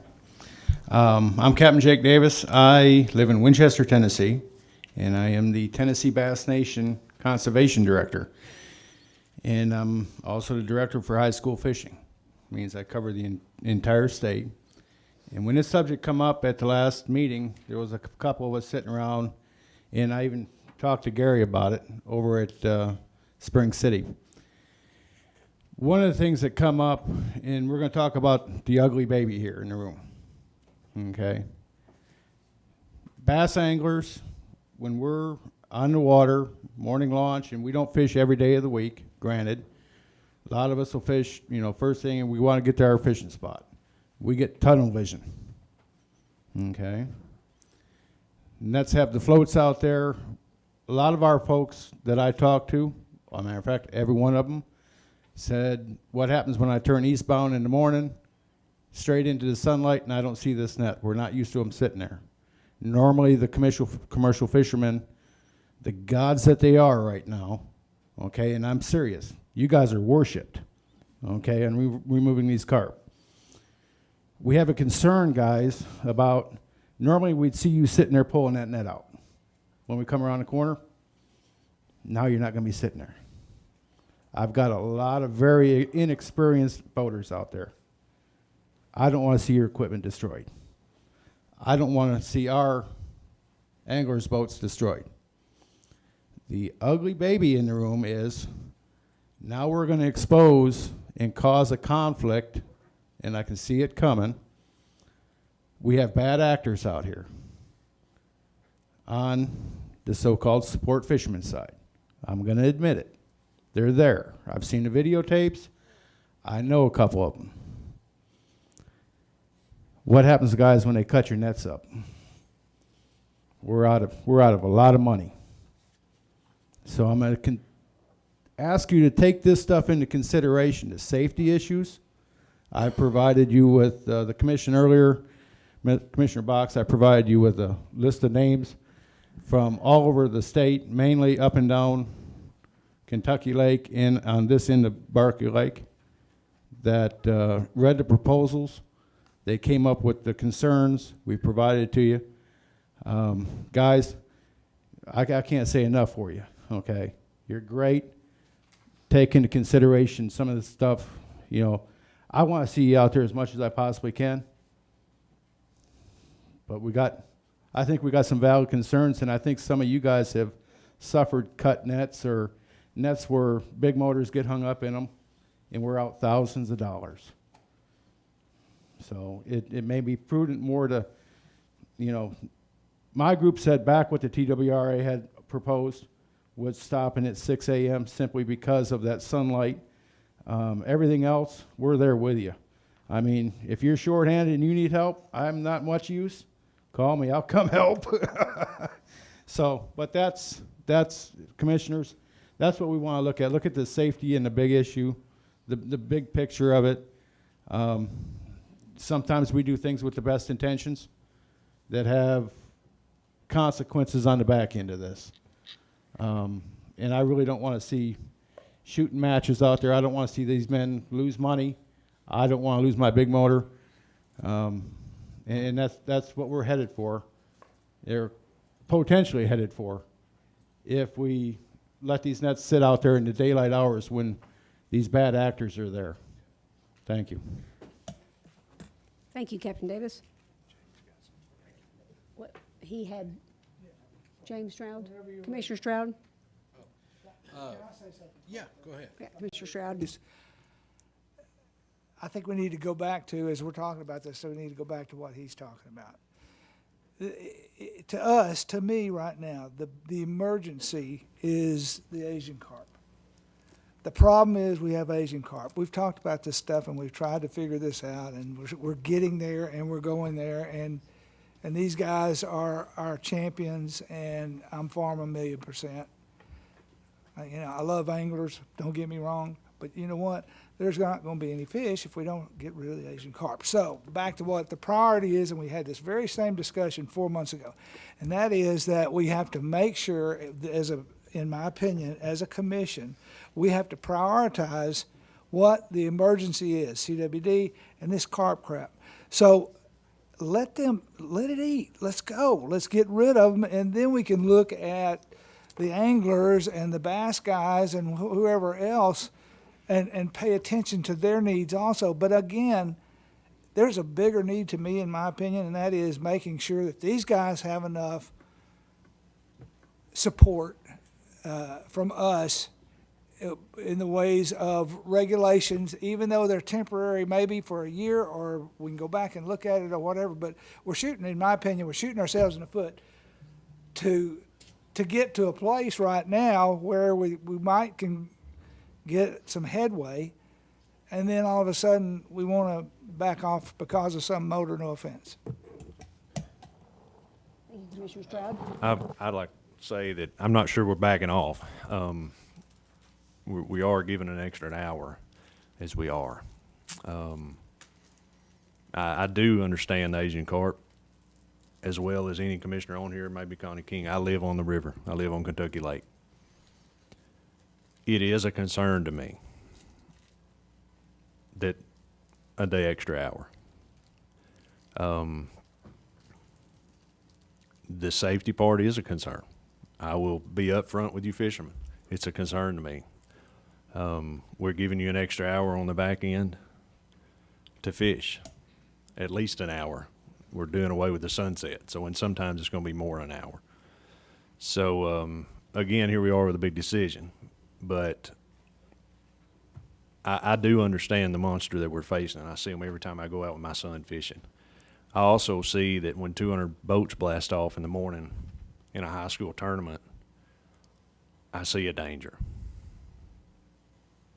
And I think you guys, you might not agree, but it is. It is a conflict. I have a question and a comment. Anyway, that's it. Question is, okay, we got, the proposal is 7 p.m. to 6 a.m. You guys want 6 p.m. to 7 a.m. And the concern I heard you say was the morning hours. What about the evening, given that extra evening hour? Would that help? Is that a good compromise? Is that?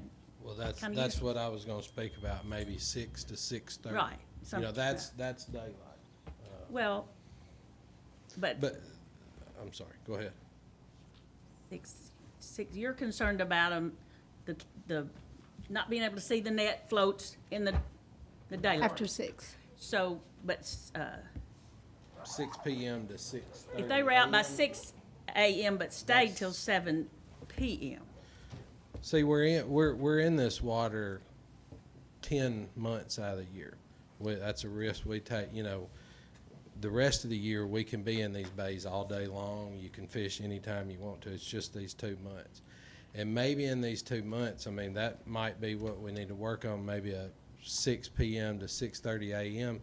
and no weekends. You know, this law doesn't approve on, you know, that's tournament time. Maybe, you know, the guys, they either have to fish at night or stay out during the day on the weekends. You know, that, maybe that could help. By the time you travel, what happens when you cut the day like that? By the time you travel, you drive an hour, you put nets out, you try to come home, you try to see your family, you go to sleep. You got to get the nets up by 6 a.m. You got to be out there at 2:30 in the morning. So I mean, you might as well stay out there all night. Well, nobody wants to do that, you know. And it's just those 2 months right there. You know, when we do these bait contracts and we have these places buying this Asian carp, last year my numbers were kind of cut in half those months because the guys, you know, they tried to stay out on the river. They didn't go in the stuff. Well, now we're buying 4 times the amount of carp. I just don't want my numbers, you know. We're trying to keep a good relationship with the places that we sell. So, I mean, maybe that could be worked on 6:30 a.m. You know, that's sunrise. So that was till evening at yeah, 6:30 to 6:30. Yeah, 6 p.m. where we have to. Six. They can start throwing nets at 6 p.m. So 6 p.m. and then out by 6:30 a.m. It would be acceptable. And take the weekends off, maybe. The weekend, I'm not following what he's proposing regarding the weekend. I was just talking about, you know, if I know that's the time that, you know, crappie are spawning, they're in the bays and stuff. Maybe have it to where that law is not in effect on the weekends. If they want to fish Saturday or Sunday, they've got to go out there at night like it used to be and be out by, I can't remember what it was. What was it, 5 a.m. or something like that? You know, that way they're not in there on the weekends bothering the sport fishermen. Okay. Thank you. Any other public discussion? Anybody else? Comments? Neil Matlock, North American Caviar. In case y'all don't know, sunrise on April 1st this year was at 6:33. So you start getting daylight about 6 a.m. Sunset is at 7. So if we go at 6, it gives us approximately an hour and a half to get our nets out. It takes, I can put out 20 nets, 100-yard nets in an hour and a half. If we go past that, you're out there dark, everything changes. In the mornings, you get daylight again about 30 minutes before it starts getting light, sun comes up. I myself would like 7. I'm willing to do 6:30. I'm willing, you know, to work with these guys. But considering hitting nets and boats hitting nets, I would say 95% of our commercial fishermen do not fish nets on the surface. I fish my nets a minimum of about 3 foot under the surface. I have never had a net hit by a bass boat or a boat that I have actually seen other than when it's in my hand pulling it. I do float those nets down below. I do not put them on the surface because I try to save my gear. Now, some people do. I mean, again, there's good apples, there's bad apples. And sometimes you'll lay a net out and there'll be a bar, a shallower spot, and it may come up.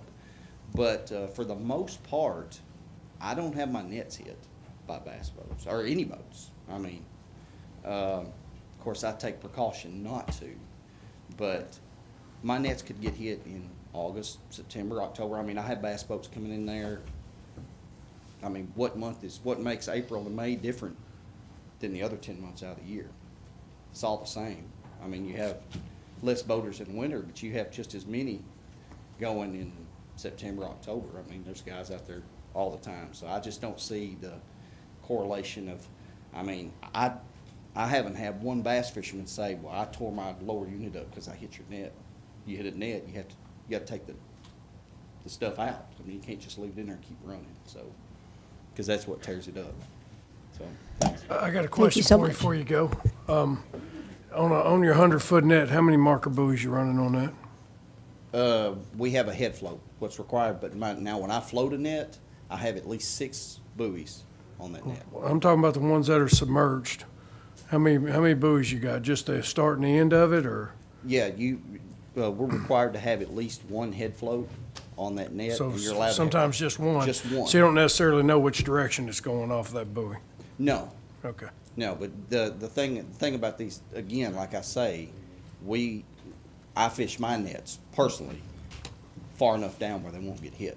Now, in the bays, yes, they could be up toward the surface, but the way we commercial fishermen feel about it is if we get our nets hit, that's on us. That's our fault. You know, that's our fault for laying them that shallow. And we should, because when I go pull my nets, I pull my shallow nets first. Then I pull my deep nets afterwards, so they don't get hit. Because at $300 a net, it's, you know, you don't want them getting hit. Thank you. Thanks. Right, exactly. Any other discussion? Yes, sir?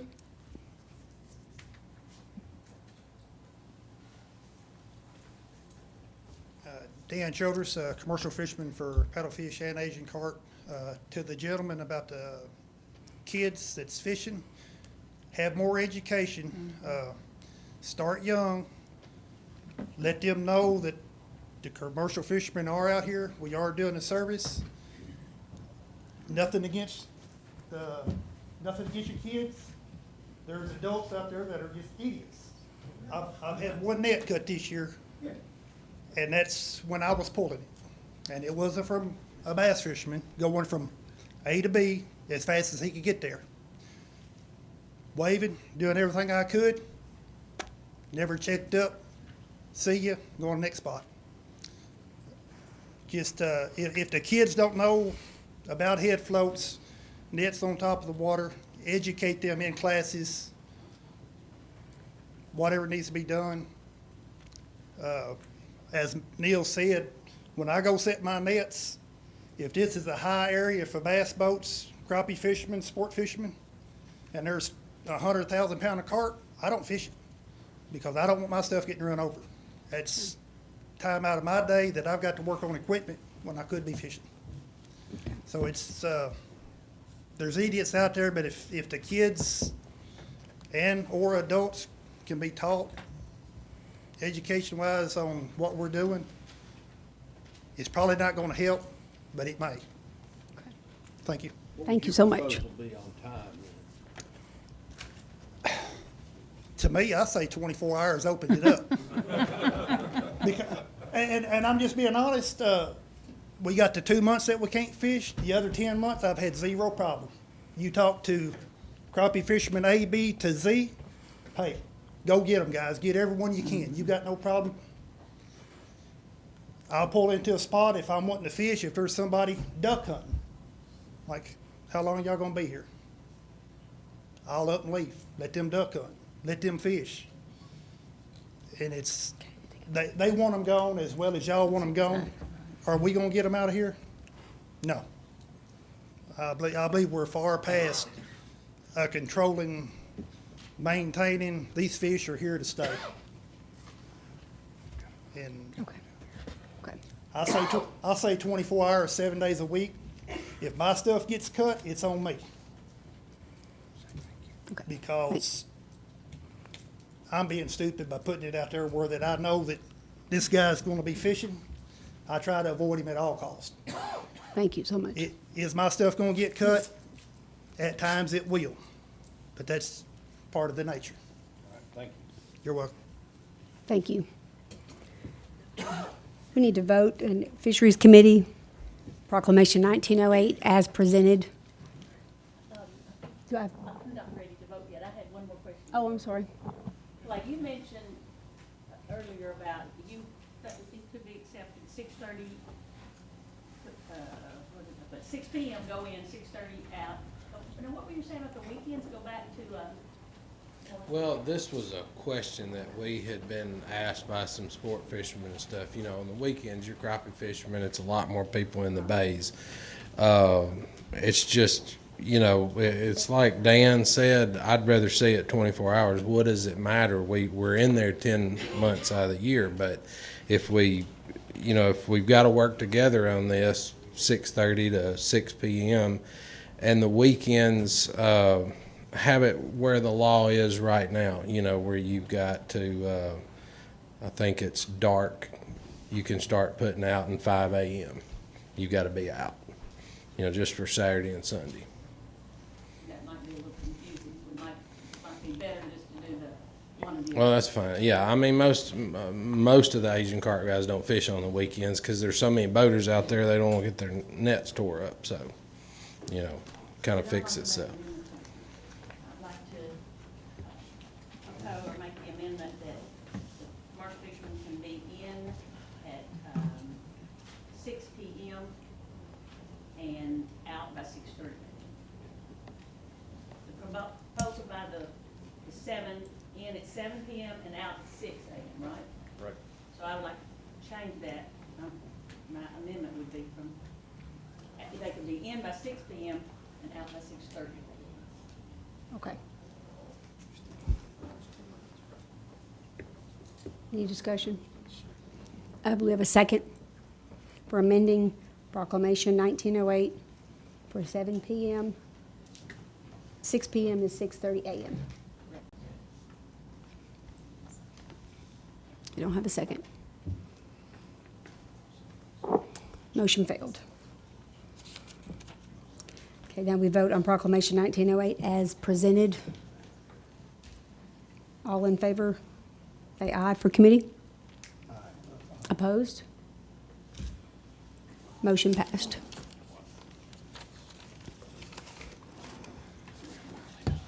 I can't believe it, but we finally concluded the fisheries part of the meeting. Thank you, Mr. Frank. Thank you, sir. Madam Chairman, Commissioners. Thanks, Frank.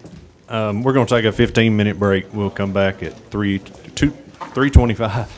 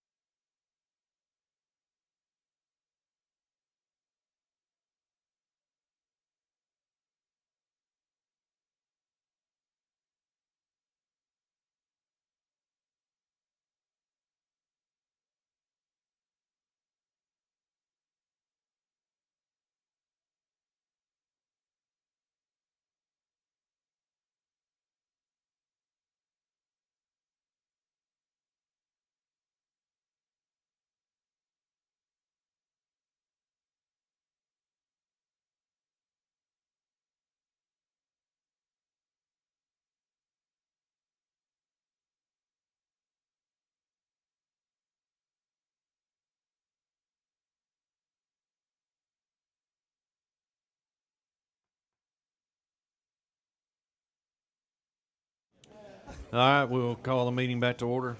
We're going to go to the Wildlife Committee. Chairman Gardner.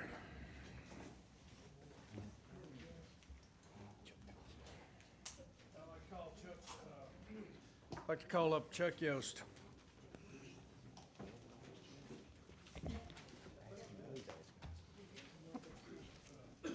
You wearing a little velvet there in honor of the deer season there?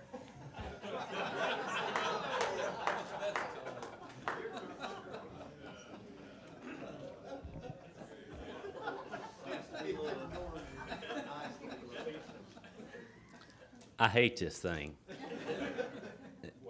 I feel like there's a barn cat sleeping on my mouth.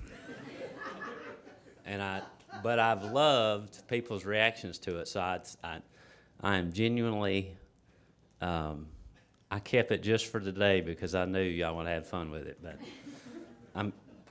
But as soon as I can get a selfie wearing a cowboy hat in this thing, it's gone. So, all right. With that, I'm here today to give you a little update on the results of the August deer hunt, which happened recently, and then a quick chronic wasting disease update. And there's just a few results to share on the August hunt, and I was concerned about not having enough content, so I thought I'd just quickly show you a few impressive deer that were harvested during this hunt. And I just have 3 of these, and just wanted to share these with you because they were some good photographs that were shared on our agency Facebook page. You probably saw some of these. And by the way, that weird looking thing on the bottom there is a combination of Band-Aids that I used to present these. And then this is the last one here, but you may have saw these. These are all really impressive animals. So the results were, and remembering this is just a 3-day hunt, antlered only. It's limited to private lands, except for in Unit CWD where it's open now to some public lands. And then also a difference in Unit CWD being that hunters could utilize a muzzleloader during these 3 days. And we experienced a 27% decline in harvest over these 3 days from 798 to 586. And it declined in all the units except Unit CWD, and it declined as much as 41% in Unit L. And not really sure about why that was. Nothing stands out to me, and I've asked around of a particular reason why. No concerns about it, just a result. And we did have a 69% increase in Unit CWD, which I believe mostly is a result of the allowance of muzzleloader during those 3 days. But the 69% can be a little bit misleading because the actual numbers are 36 to 61. So just to be sure that I don't misrepresent it. But that is a good result because, as you guys know and agreed with, we needed to harvesting bucks early like that, and then if they're older age bucks, it's even better because of the increased disease risk. But to get those samples from those animals is a high priority. So we're glad that increase happened like we all anticipated it would. And we had a very impressive.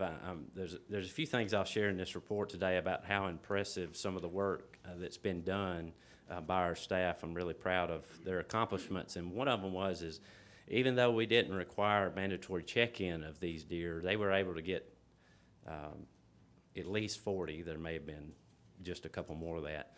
Of these 61 deer out of Unit CWD, they were able to get samples from those deer, and that's a great result. I was real impressed with that.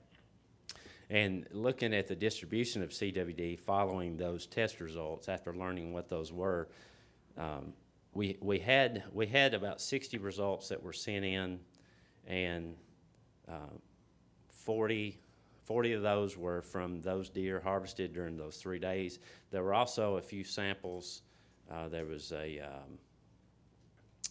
deer that was reported sick that changed the game a little bit, and that is made Tipton County now a positive county. So we had the hunter harvested results. We had a couple of roadkill samples. We had the clinical deer that was that changed the game, and then also got some samples from depredation permits that were active. So anyway, with all that said, if you look at the distribution now and you look at this map, you'll see the gold dots are the positive CWD samples that were detected last deer season, and then these red dots represent the ones that we've learned about since then, or since the August hunt. And there's only 6 dots there, only 6 out of 7, because we have not been able to get the location information from the 7th positive.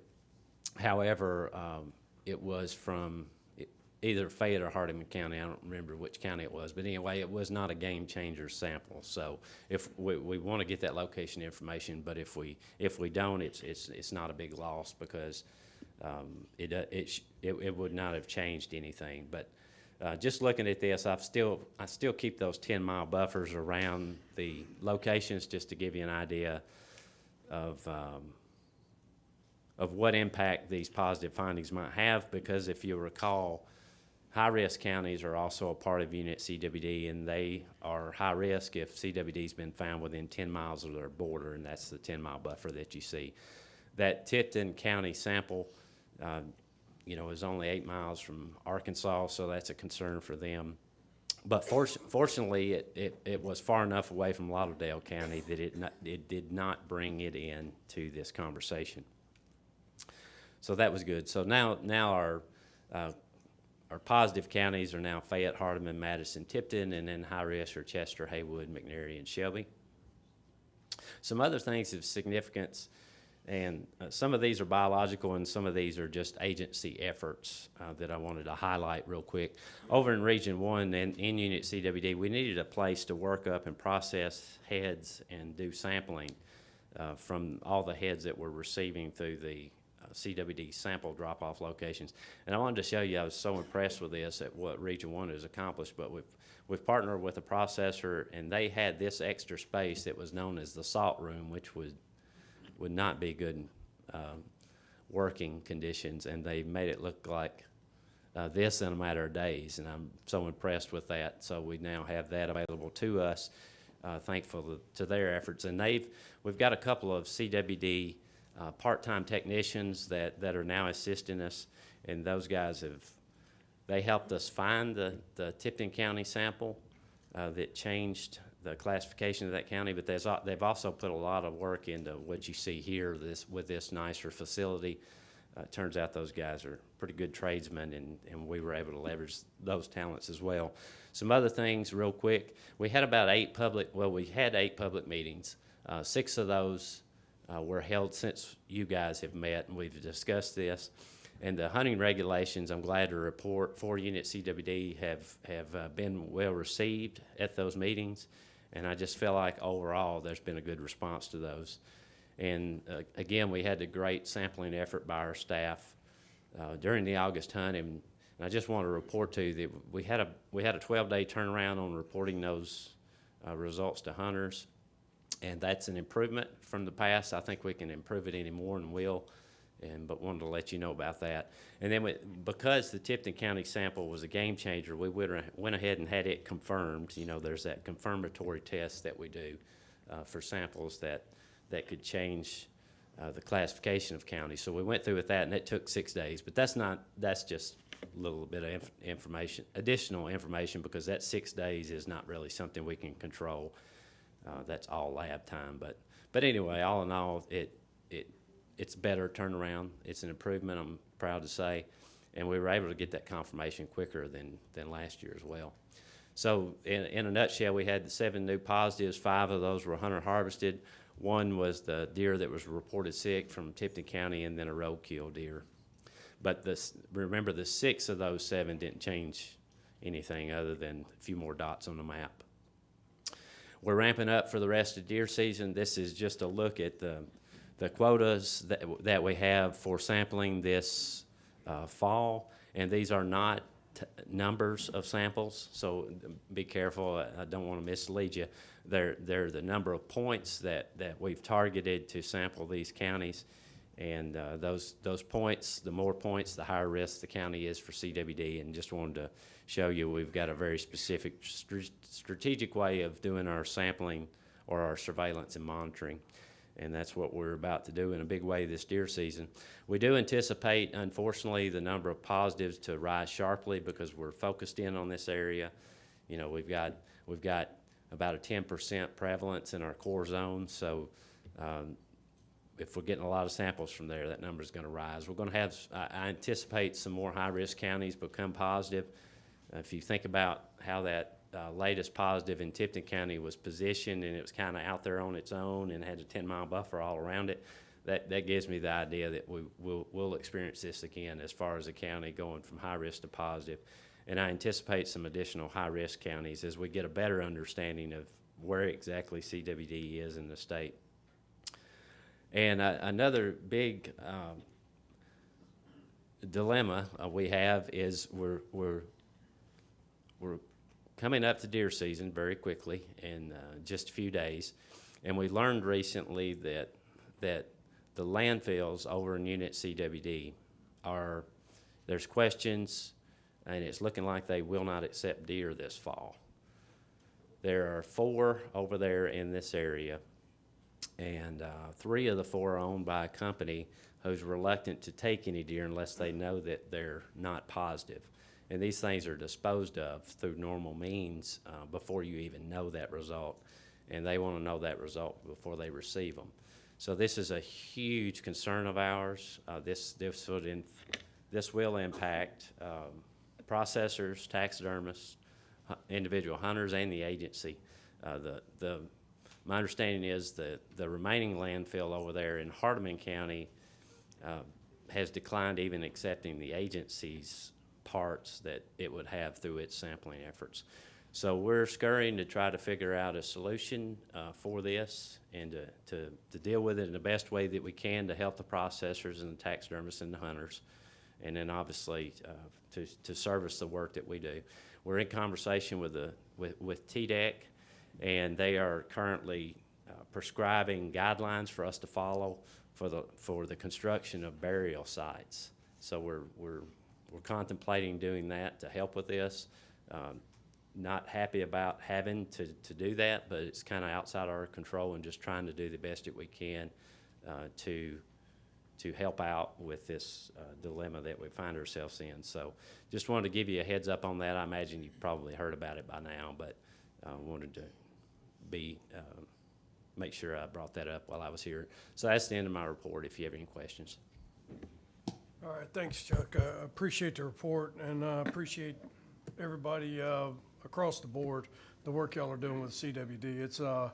It's been amazing to see how quickly y'all pulled the CWD ready, the Go team out, and got everything organized and continue to excel at it.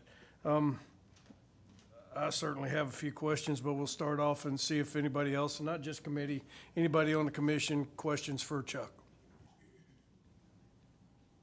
Go ahead, Angie. Chuck, is there, as far as the burial sites, they're wanting us to consider doing that instead of using landfills. Do we know about incinerators or what? I know we've had those, we've talked about that before as far as the cost difference. I just was trying to think of other alternatives, if it's going to be the same price or. Yeah, that's a really good question, and would be the best case scenario if that would scale for us. But the volume that we're talking about with trying to help the processors or taxidermists, the incinerator just wouldn't be enough, and the cost would be prohibitive to have enough incinerators.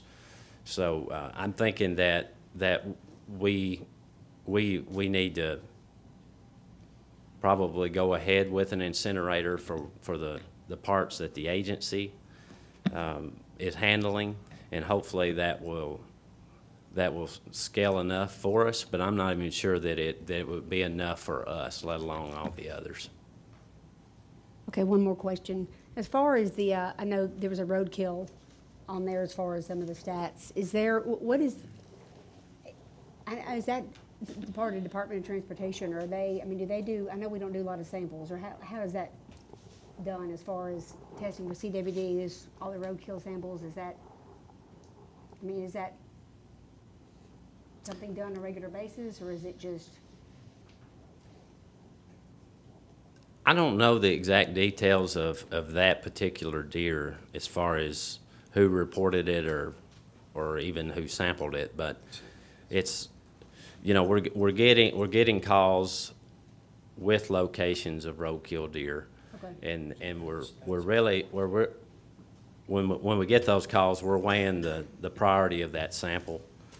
And we don't currently have an agreement or a partnership with TDEC on the deer that they're taking from the roadways And where they're disposing of them. and having those sampled. tested.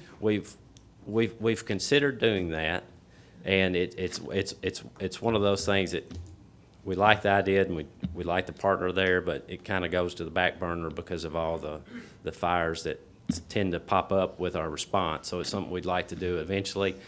And one thing that we are doing, it's a slight twist from that, is in the areas where we're struggling to meet our surveillance goals through sampling hunter-harvested deer, that the crash reports from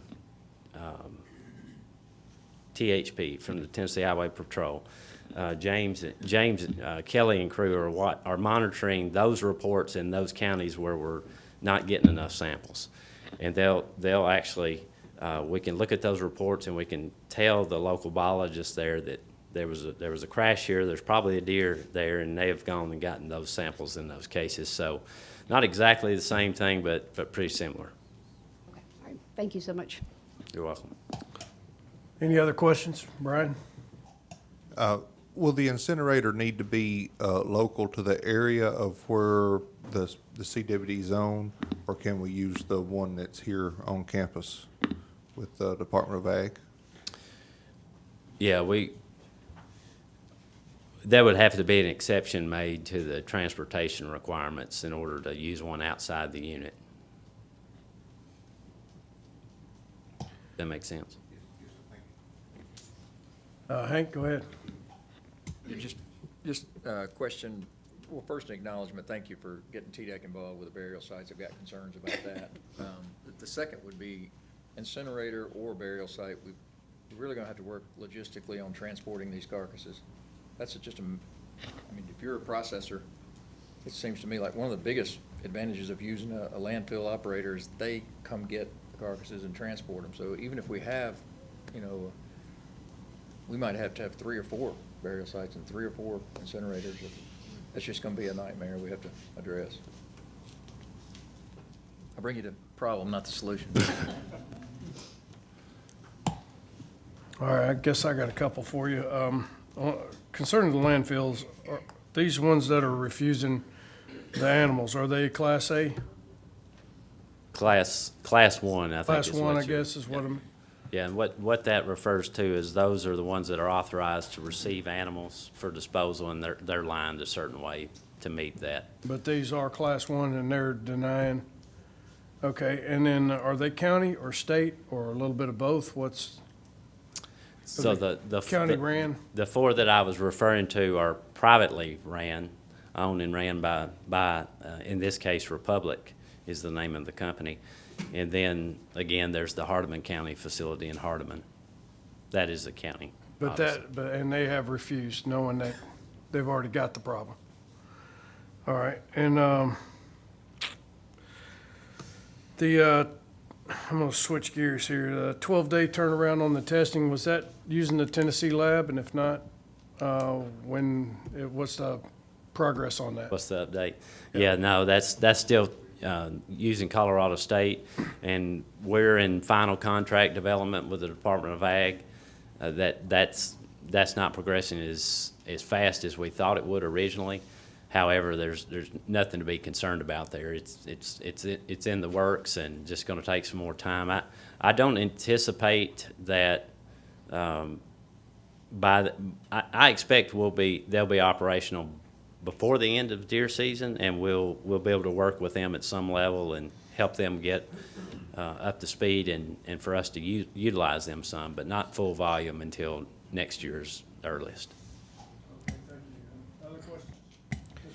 Chuck, the deer that was found in Tipton County, and it was symptomatic, who found that deer? I'm just curious. Was it one of our people, or? I'm going to look to others to see if they recall the details. You guys remember?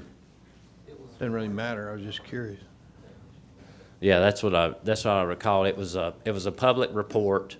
A member of the public reported it, and the wildlife officer there was involved, but also one of the CWD technicians we have. The CWD tech got with the wildlife officer, and they worked together on getting it. What percentage of the deer that we've tested positive were symptomatic? Do we know that? I don't know. Because there's some time span between when they're exposed and actually infected, and then when they become symptomatic, correct? Yes, sir. How many years, or what do we know about the time span? Chairman, is it okay if I defer to Dr. Grove? Absolutely. No, Mr. Chairman, no, that's fine. You don't want Chuck answering that. And the reason I ask, I just wonder, if we've got a deer now that's symptomatic, how long has that deer probably been infected with CWD? Based on what we know, minimum 10 to 18 months. Oh, okay. But it depends on genetics, because there's a small percentage, and when I say small, less than 5% in affected populations in other states that are semi-resistant. They're not truly, they can still get the disease, but it could be upwards of 36 months if they're showing clinical signs. Okay. But we can detect it as early as about 4 months post-infection, potentially. Okay, thank you.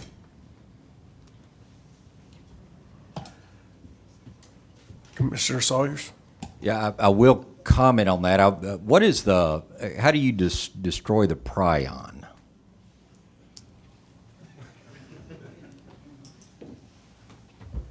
There's only two ways that we know of to destroy prions. All the normal methods that we think of that destroy diseases, sunlight, normal levels of heat, freezing, all those kind of things don't destroy prions. The only two ways are through incineration at greater than 1,000 degrees Celsius, which is 1,838 degrees Fahrenheit, and you have to maintain that for like an hour or longer to actually inactivate the prions, or through chemical denaturing. And the common chemicals that people might be able to get over the counter would be 6% hypochlorite, which is household bleach or Clorox. And then there's some other chemicals that we actually can get that are industrial chemicals that we use to sanitize facilities whenever we're working in an actual facility. Those chemicals do not tend to be food safe, though. Can I continue? Okay, yes. With respect to landfilling and migration of thanks for correcting me, it's prion? Prion, yes. So what's the chance of mobility into groundwater, things of that nature? How long does it stay around in the soil? I'll just stay up here. And there have been research studies. There's one out of Korea, and there's also one out of Wisconsin, where they created the equivalent of what would be the landfill column. I think the one in Wisconsin was like a 26-foot column that they looked at and put prions on the top and then checked the leachate on the bottom. The prions will pass through. If a landfill has a clay liner, like a Class 1 landfill should have a clay liner in it, those prions are actually bound by that clay liner, and they don't tend to pass out through the leachate. But again, we're talking the volume of a landfill and the number of, basically trying to concentrate those down and detect it on the other end. There's not a commercially available test to test the leachate on the other end of it for like industrial landfills and things like that we have available. Again, just to emphasize, these are all laboratory findings, and they're not real world findings and actual in situ type findings. Well, TDEC is definitely working with TWRA to work through this problem. We do have some scientists that are very concerned about burial in unlined systems that do not collect the leachate, that it may get into the groundwater. So is that a concern? Professionally, yes, it's a concern because it is a disease. I do not know what the real world implications are because it's a really difficult thing to test. There aren't good commercially available tests. Actually, there isn't one for us to even test environmental levels of prions. And so all of our tests are geared at finding it through the animal. But in terms of once it's in the environment or in a landfill or otherwise, again, it's really hard to figure out what's going on, and that is one of the arms of CWD research or prion research in general that needs to be answered. So I don't have a definitive answer, but yes, if you're asking it's a concern, yeah, I would be concerned about it, but I don't know what the risk is. Okay, thank you. Just to follow up on that while you're up there, Dr. Grove, when they had the mad cow disease and all that was going on, there were several animals infected by this, and they got rid of them somehow. Do you happen to know what they did with the carcasses there, and if there are any subsequent problems? Because that was several years ago, and I was just wondering what the research would say on that. Are you referring to the ones in the U.S. or England or? Probably Europe had the biggest amount of them. That had to get rid of a bunch at one time, which I would think would concentrate that prion. Yeah, in terms of giving you the specific ins and outs, both methods were used between burial as well as incineration. Current standards in the United States, if you look at the prion, basically the scrapie eradication and the BSE eradication programs through USDA, both methods are still in use. But it depends on the number of animals that are actually being removed at once. Typically with scrapie and things like that, they're actually taken and incinerated. If the incinerator doesn't reach that temperature that I mentioned, that 1838 degrees, all that ash then has to be taken and put into barrels, and then the barrels are buried. So it could be potentially a combination of removal, but there's multiple methods that are still recommended at this point. So the key thing is getting the prions to where they're no longer available to other animals to come in contact with and potentially get the disease. Okay, thank you. Any other questions for Dr. Grove or Chuck? All right, go ahead, Kent. We're sending that to be tested in Colorado. What are they doing with the remains after they test them? Well, we're sending a tissue sample that's only a few grams. Every lab that is accredited to actually receive prion samples has there's a protocol they have to go through, and typically it's chemical denaturing of the actual material. And then again, there's a whole lab process that occurs with that. And so it all depends on what each lab is set up, but there's the National Animal Health Lab Network sets the standards for how those prions are disposed of. But basically in one way, shape, or form, they're inactivated before the bulk of the material is destroyed. Anybody else? All right, thank you very much. I appreciate it, Chuck. Dr. Grove, always. Thank you. And Chairman, I believe that wraps up the Wildlife Committee. All right, thank you. That was on record that Chuck said that he was going to refer to the professional, right? I thought he said that. I'd like to call on Chairman of the Budget Committee, Tony Sanders. I want to call Frank Fiss. And Frank, unlike Commissioner Box, I promise to go easy on you. Thank you. We've got a couple budget expansions, but one of the expansions is broken down into a few parts, so I want to talk about those parts as well. These are for FY20, this now, basically. We recently got some funding, some checks from the federal government due to the participation we have with them on aquatic nuisance species and these carp projects. So if you look at the first line of this slide, we received $46,800 from the what's called the state A&S grant, which means that we have a grant, a plan in place which allows us to receive a piece of the pie nationally. And there's like 40-some states that get at this pie, and our piece right now is $48,800. We receive that. We also need to match it to use it. And it's a 25% match, but this is, if you can do your math, it's an overmatch there to reach $79,300 is what we're requesting to expand for this.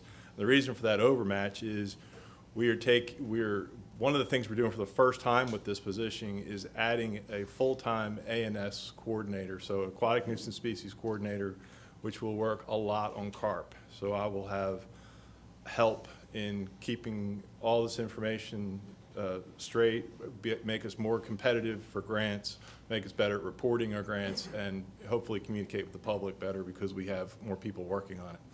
So that's the first request. The second line there, these are the second two lines are funds that come in one piece from what's called the Fish and Wildlife Service base funds for Asian carp. And through a long process each year, I meet with other states to somewhat compete for these dollars. And this year, we've got both of those lines of dollars. The first one I'll talk about is $139,510, which is being matched by Tennessee Tech University.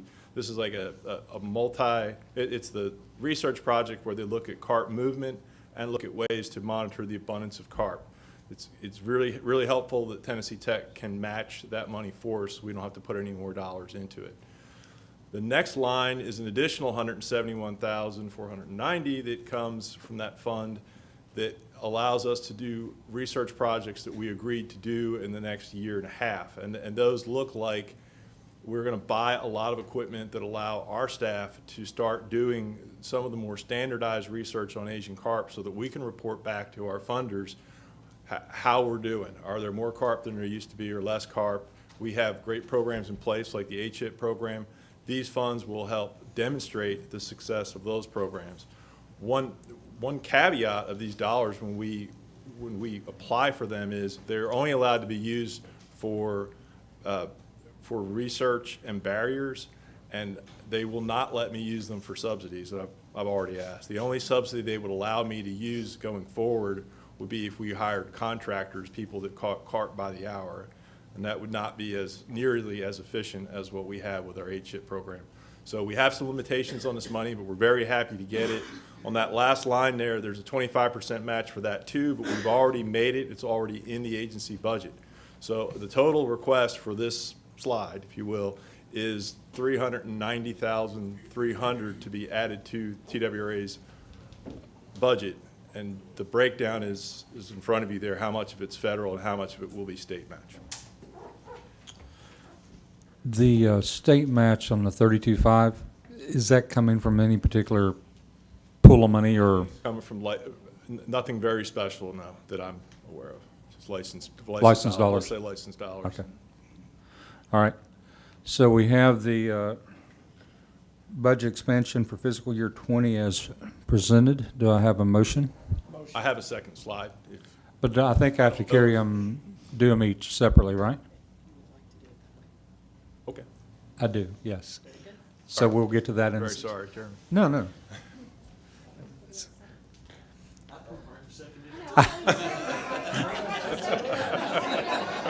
I'll add Frank to the committee. I'll second. All right, we have a first. Who said the first now? I'm confused. We have a motion by Dennis and a second by Brian, Commissioner McLaren.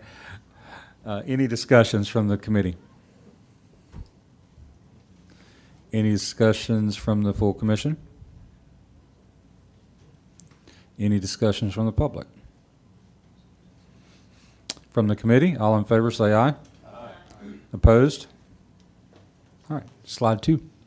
Thank you. This one's much simpler. We want to expand the FY20 budget for our project that handles hatchery improvements.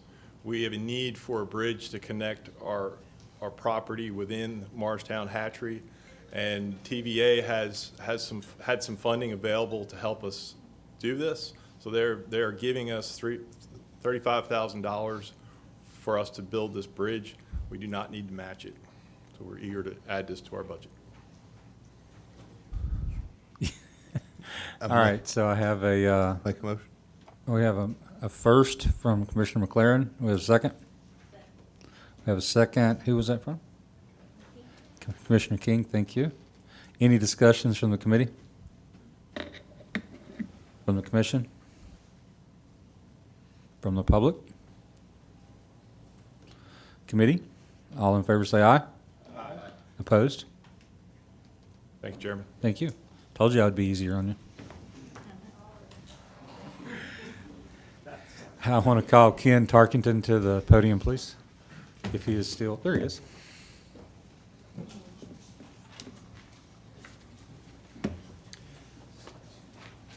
Thank you, Mr. Chairman. There should be a 3-page report, I believe on your iPad or up here behind me. I'm going to be reporting through the month of July of this year, of 19. And at the top of the page, as I usually do, I have the boating fund, boating registrations. We're approximately 57% above where we were, or 58% rather, above where we were at this point in time last year. Of course, a good portion of this is because of the fee increase that went into effect this year. The expenses as to date through July approximate just a little bit less than 5%. And middle of the page, the Wildlife Fund, we're approximately 15% less than what we were last year. I think we'll see that August will come up some. It closed yesterday. I just didn't have time to go through and review and put it together and so forth for you. The expenditures through July are 4.1% of the annual allotment. At the bottom of the page, we have the two endowments, or the two long-range accounts.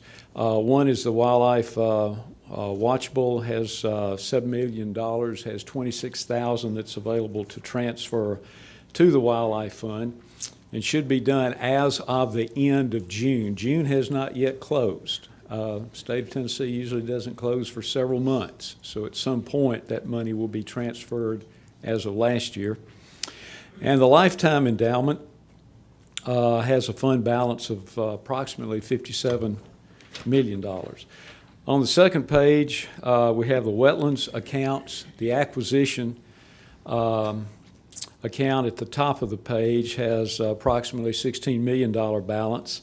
We've not had any transfer of maintenance funds yet. That's probably going to occur in August.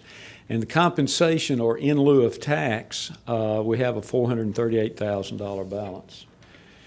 The last page is the worth of the investment that we have. I don't know if you've got that or not up there, but this is actually through the month of August. And just, Ken, just so you know, we don't have it either on our iPads. Isn't that pretty? Y'all have I something can looks see like that from here about as easily as I can when it's here on the iPad. So I can barely see it myself. Good news is last month, or the month of August alone, they had a positive change of 1.37%. So over the time of the entire investment, we've had almost 8.9% increase in value of it. Last year was a good year, and this year through the first 2 months have also been very good as far as the value of the investment. Sorry this was not in there. Any questions or comments? if you could have that sent to the commissioners, I would appreciate that. That Sure. third page, Be just glad. whenever you can get it. Sure, be glad to. Does anybody have any questions? Thanks, sir. Thank you. Mr. Chairman, that's all the damage I can do, sir. All right, thank you, Commissioner Sanders. I'm going to call on our Chairman of the Retention and Recruitment Committee, Commissioner Stroud. Thank you, Mr. Chairman. Chair recognizes Jennifer. Where are you there? As you're walking up, let me comment on a couple of things. We're starting to get some really good input from our commission. Chairman Box was awesome with some information and some suggestions that we're going to follow up on. Last week, let's see, Chris, it was me and you and with Jim Granberry, and we went out to the YMCA and saw the facilities. great input from those kind of things. I know Don and Jennifer, you were there.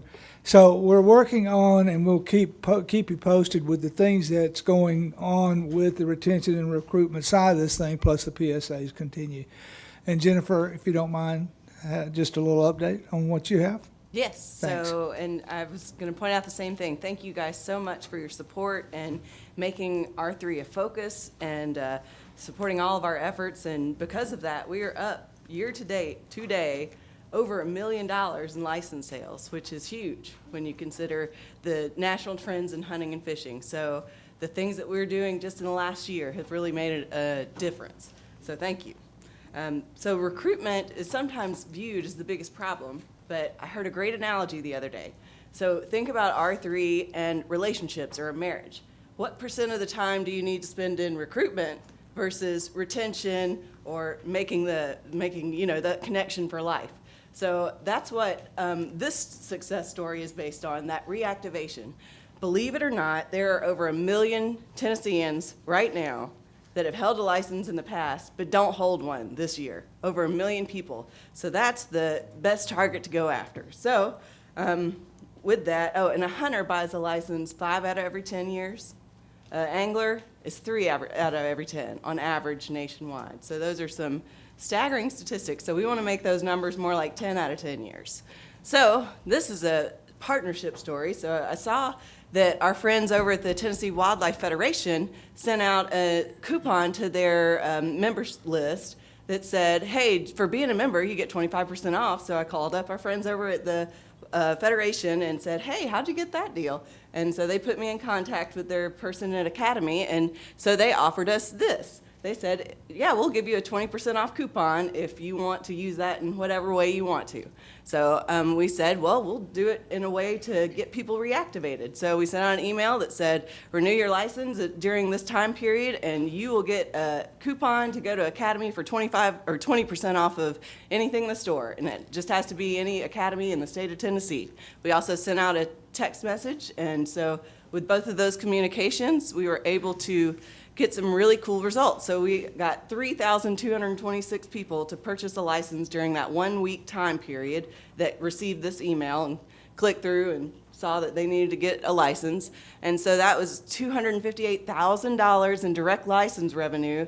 And with the federal dollars that match that, is $113,000 more dollars. So the total agency revenue is $371,000. So another success story. And so big thank you to Academy for letting us partner with them and giving us a coupon, and that's about the whole success story there. I mean, that's pretty cool. We're going to certainly look at other partnerships with other retailers or state parks we're still trying to work towards. And as an update from where we were last month, I don't want to be repetitive or anything, tell you the same things every month, but from the last month till now, we've also driven another $300,000 in click-through ads from digital advertising. And it's over $300,000 with emails alone. So some great things happening. Our partnership with the Wildlife Federation with the Hunting and Fishing Academy, we've been driving our hunter ed instructors to become hunt masters. And because of that, we filled up their first class last Saturday. I got to go train them on some R3 things. And they're already having another class. So October 5th, we've got another hunt master training for the Hunting and Fishing Academy. So we'll be expanding that program even faster. So all good news. Great, Jennifer. Any questions, guys? Any comments? Where's your little target? You want to do that tomorrow? Well, I've got it. There was a fishing in the schools target. I could do that. You'll do it tomorrow. Okay. That'd be good. Thank you for guys. We're good. Our committee has a saying: you either make dust or eat dust, and you are definitely making dust, Jennifer. You and your people. Okay. I'm done, Chairman. Thank you. All right. Thank you very much. Director Carter, you got any announcements? Been quiet today. Any commissioner got anything else before we adjourn? Any comments